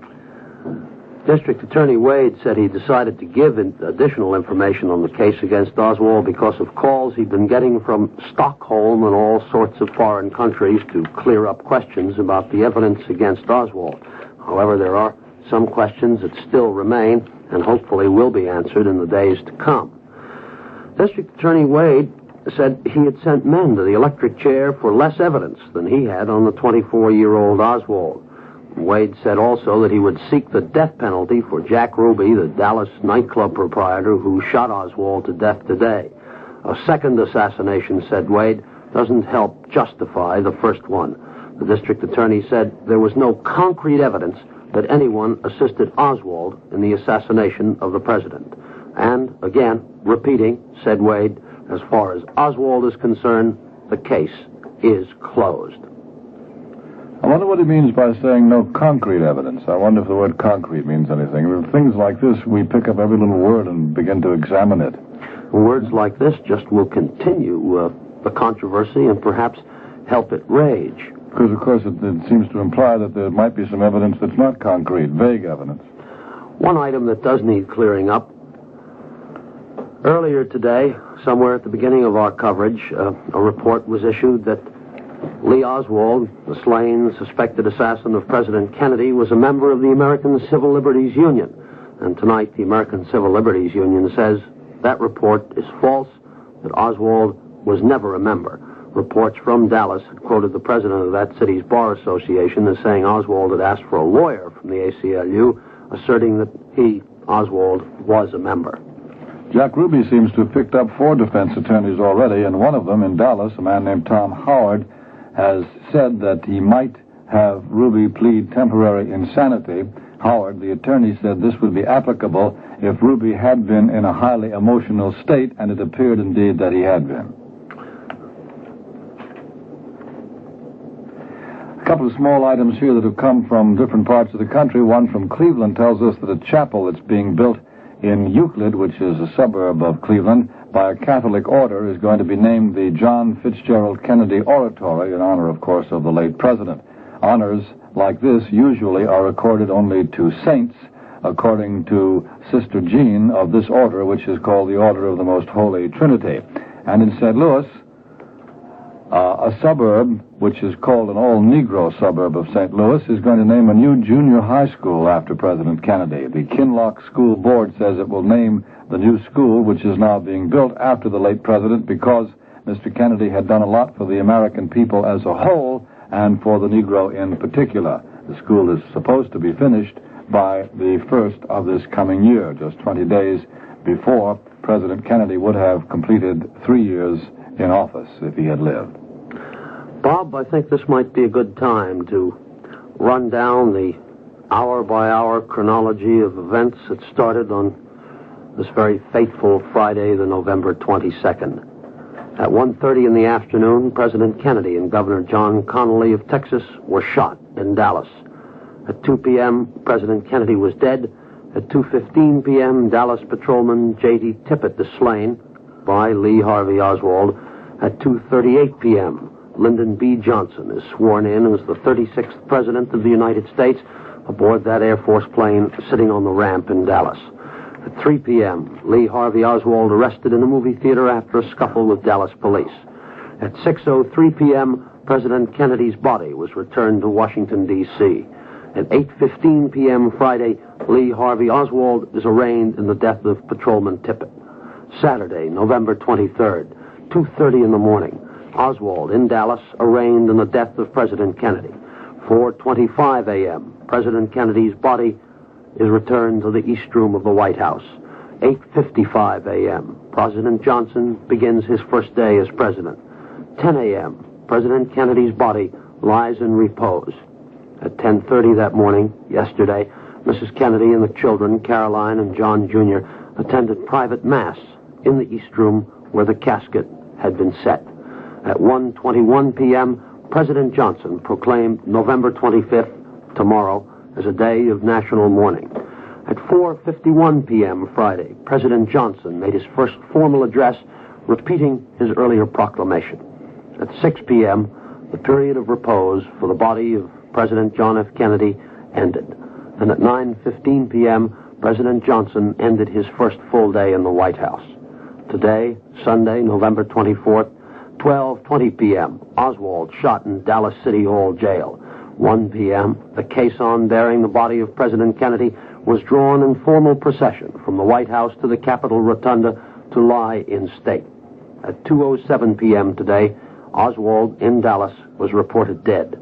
And at 4:23 p.m., 52-year-old Jack Ruby, or Rubenstein, the Dallas nightclub owner, was formally charged in the death, the murder of Oswald.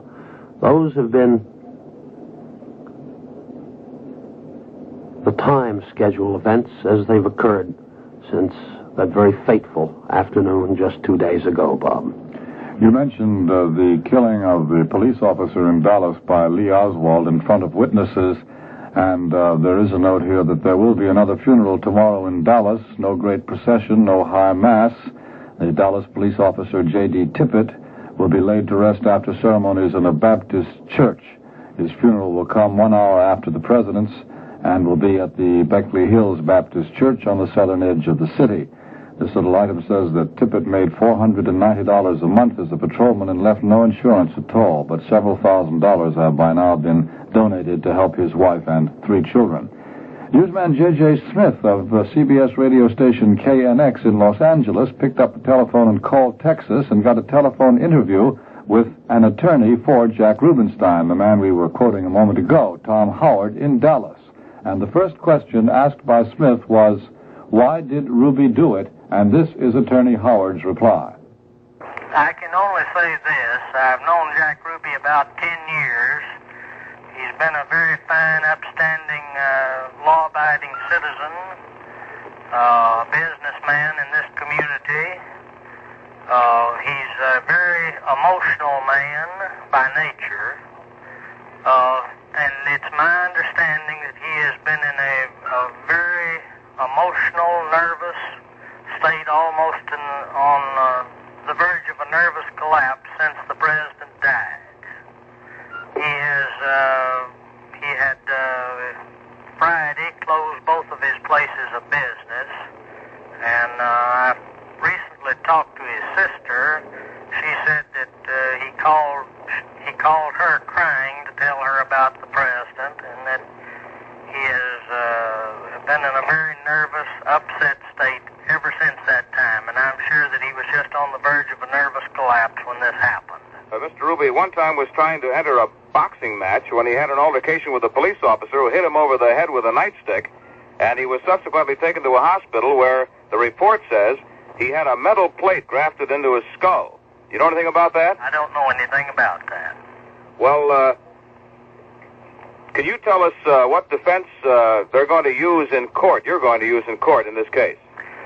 Well, I can't say at this time because there are several lawyers representing Mr. Ruby, including myself, and we'll, of course, have to confer with him and confer with each other. But he was not in any mental condition to talk about the case this afternoon when I talked to him. But I would say that the man was in such a nervous state that nervous, upset condition at the time I saw him. If he was in anything like that condition when he shot the man, he was verging on temporary insanity. We've had some reports that Ruby, at some time, had worked with the police, or we had a report that he had saved the lives of a couple of policemen. Did you know that? He did on one occasion. Is that why they apparently seemed to allow him to walk around freely in this police station where this assassin was being kept? No, I don't think so at all. Jack Ruby is just a well-known person in Dallas. He was well-liked. He's always been a peaceful, law-abiding citizen, and I suppose that's the reason he was there. I don't really know why he was there. I know this, that the Dallas Police Department is a very fine police department, and they had taken the utmost precautions for the safety of Oswald. Both the Dallas Police Department and Sheriff Bill Decker. And every precaution had been taken for his safety in transferring him from the city jail to the county jail. Mr. Howard, we've got some reports in here in our KNX News Bureau in Hollywood that in Chicago, Ruby, or Rubenstein as he was known, lived on the west side, and of course we realize you've known him for only 10 years, but in conversations with him, did you learn anything about his background? For example, the fact that he was known by his friends to have a violent temper and was nicknamed Sparky. Did you know that? No, I didn't know that. He's always been a very well-mannered man so long as I've known him. And a very congenial fellow. I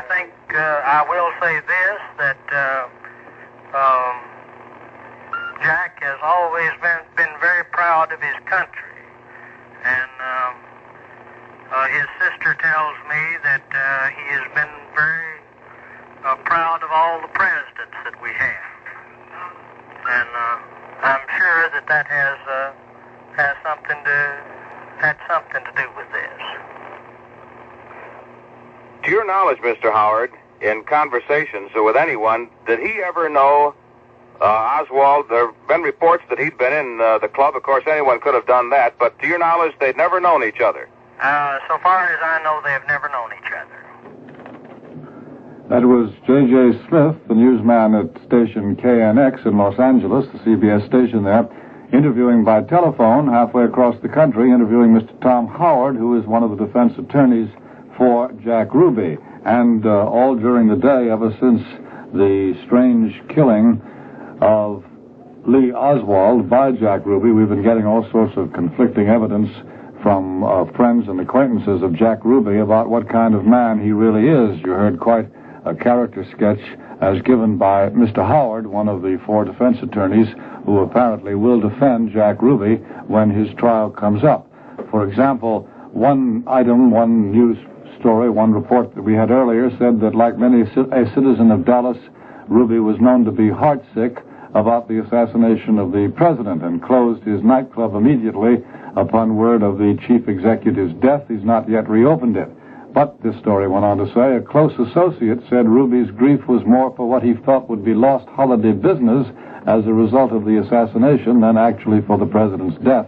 And that contradiction is the kind of item about Mr. Ruby that we have been getting all day ever since this very strange killing. The strangest thing about it was, of course, that it was done virtually in public, and with the photographs that were taken of the event itself, it should be theoretically possible almost to go thousands of miles away if necessary and to get witnesses who saw the films of the actual event. Now we're going to switch from our New York newsroom to Washington for CBS newsman David Shoemaker, who will tell us about the day's events in Washington and about the plans for tomorrow. Most of the rooms in the White House are dark now. President Johnson left his office at 7:10 tonight. For the most part, Mrs. Kennedy has spent the evening in seclusion. Her sister, Princess Radziwill, and Attorney General Robert Kennedy have been with her much of the time. Observers here who have long been aware of Mrs. Kennedy's inner strength nevertheless are amazed at the way she's maintained her composure under this terrible stress. Today she accompanied her husband's body to the Capitol. Tonight, seemingly on impulse, she returned to the rotunda for a few moments, the Attorney General at her side. Tomorrow, the nation's official day of mourning, Mrs. Kennedy will return again, escort the caisson back to the White House. Here will begin the solemn procession to St. Matthew's Cathedral. Mrs. Kennedy, at her own wish, will walk behind the caisson to the church. The procession will move along Connecticut Avenue and Rhode Island. It's not far, about a half mile, but according to the White House press office, this will be the first time in history a president's widow has walked in the funeral procession. Mrs. Kennedy and the Attorney General will lead the mourners, followed by President Johnson and the foreign chiefs of state who have come for the funeral. Next will be Chief Justice Earl Warren, former Presidents Eisenhower and Truman, and then the justices of the Supreme Court. They will be followed by members of the Cabinet, leaders of Congress, and the Joint Chiefs of Staff, and the personal staff of the dead president. All will walk. No wives will be in the group. After High Mass at St. Matthew's Cathedral, the caisson will begin its last sad journey, back down Rhode Island and Connecticut over Constitution Avenue, and slowly around the Lincoln Memorial, over the Arlington Memorial Bridge, and into the cemetery. The gravesite commands one of the most beautiful views in the Washington area. There, on a gentle slope of a hill, you look across the Potomac towards the Lincoln Memorial. There will be a brief interment service. Details are still being worked out, and there's a possibility, only a possibility, that President Johnson will deliver a eulogy. At this moment, we don't know whether the Kennedy children, Carolyn and John Jr., will be present at their father's funeral. After the service at Arlington, Mrs. Kennedy will return to the White House, where she'll receive the visiting chiefs of state and heads of foreign delegations. That'll be about 3 or 3:30. New Secretary Pierre Salinger is quiet on Mrs. Kennedy's plans after that. There are reports she will go into private mourning, perhaps for as long as a month, and then return to make her permanent home in Washington. As for President Johnson tomorrow, after the funeral, he too plans to receive the visiting officials. That'll be in the Department of State diplomatic room at 5:30. There are indications he'll follow that up with a series of individual conferences with several of the heads of state on Tuesday. A high point of Mr. Johnson's working day today was a meeting with Ambassador Henry Cabot Lodge, Secretary of State Rusk, and Defense Secretary McNamara to review the situation in South Vietnam. Afterwards, a White House source said the central point in our policy remains to assist the South Vietnam government in winning the war against the Communist Viet Cong. The October 2nd decision to reduce the U.S. troop commitment remains in force.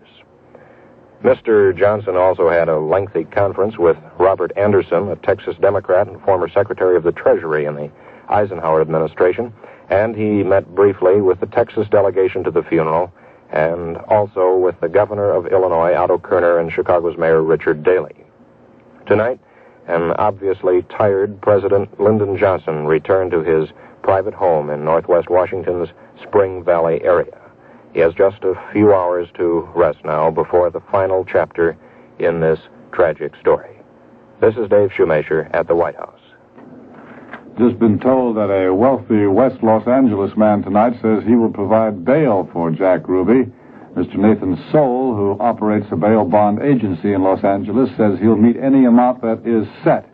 The Dallas District Attorney, Henry Wade, has said he will try to get the death penalty for Ruby, saying a second assassination doesn't help justify the first one, and he said nothing about any bail. And the general feeling, as reported by our correspondents, Dan Rather and Hughes Rudd, is that there won't be any bail set at all, none will be asked for, and none will be accepted. Bernie? We have standing by in the Capitol Rotunda now, CBS newsman Tony Sargent. He's there as citizens continue to file past the bier of President Kennedy. The people of America and of the world continue filing past the flag-draped coffin here beneath the huge dome of the Capitol Rotunda. Washington police make the astounding report that the crowd is still waiting to pay their tributes, now numbers some 500,000. 500,000 people waiting through the night in cold that, at last report, had reached 39 degrees. Police say this line, or line of sorts, as nearly a line as they can make it, extends for some 40 blocks. It has been curled around through local streets, but crowds are moving in from side streets, and it's somewhat difficult to keep it a line at all until it reaches the Capitol, when it is divided into two files, each two abreast, to pass on opposite sides. Throughout the day, WANE has brought you broadcasts from CBS Radio in New York, in Dallas, and in Washington. Tomorrow, CBS will once again bring you special reports on the funeral of former President John Kennedy and the news of events following that tragedy. WANE will broadcast no commercial programs throughout tomorrow in order to bring you these special broadcasts from CBS Radio.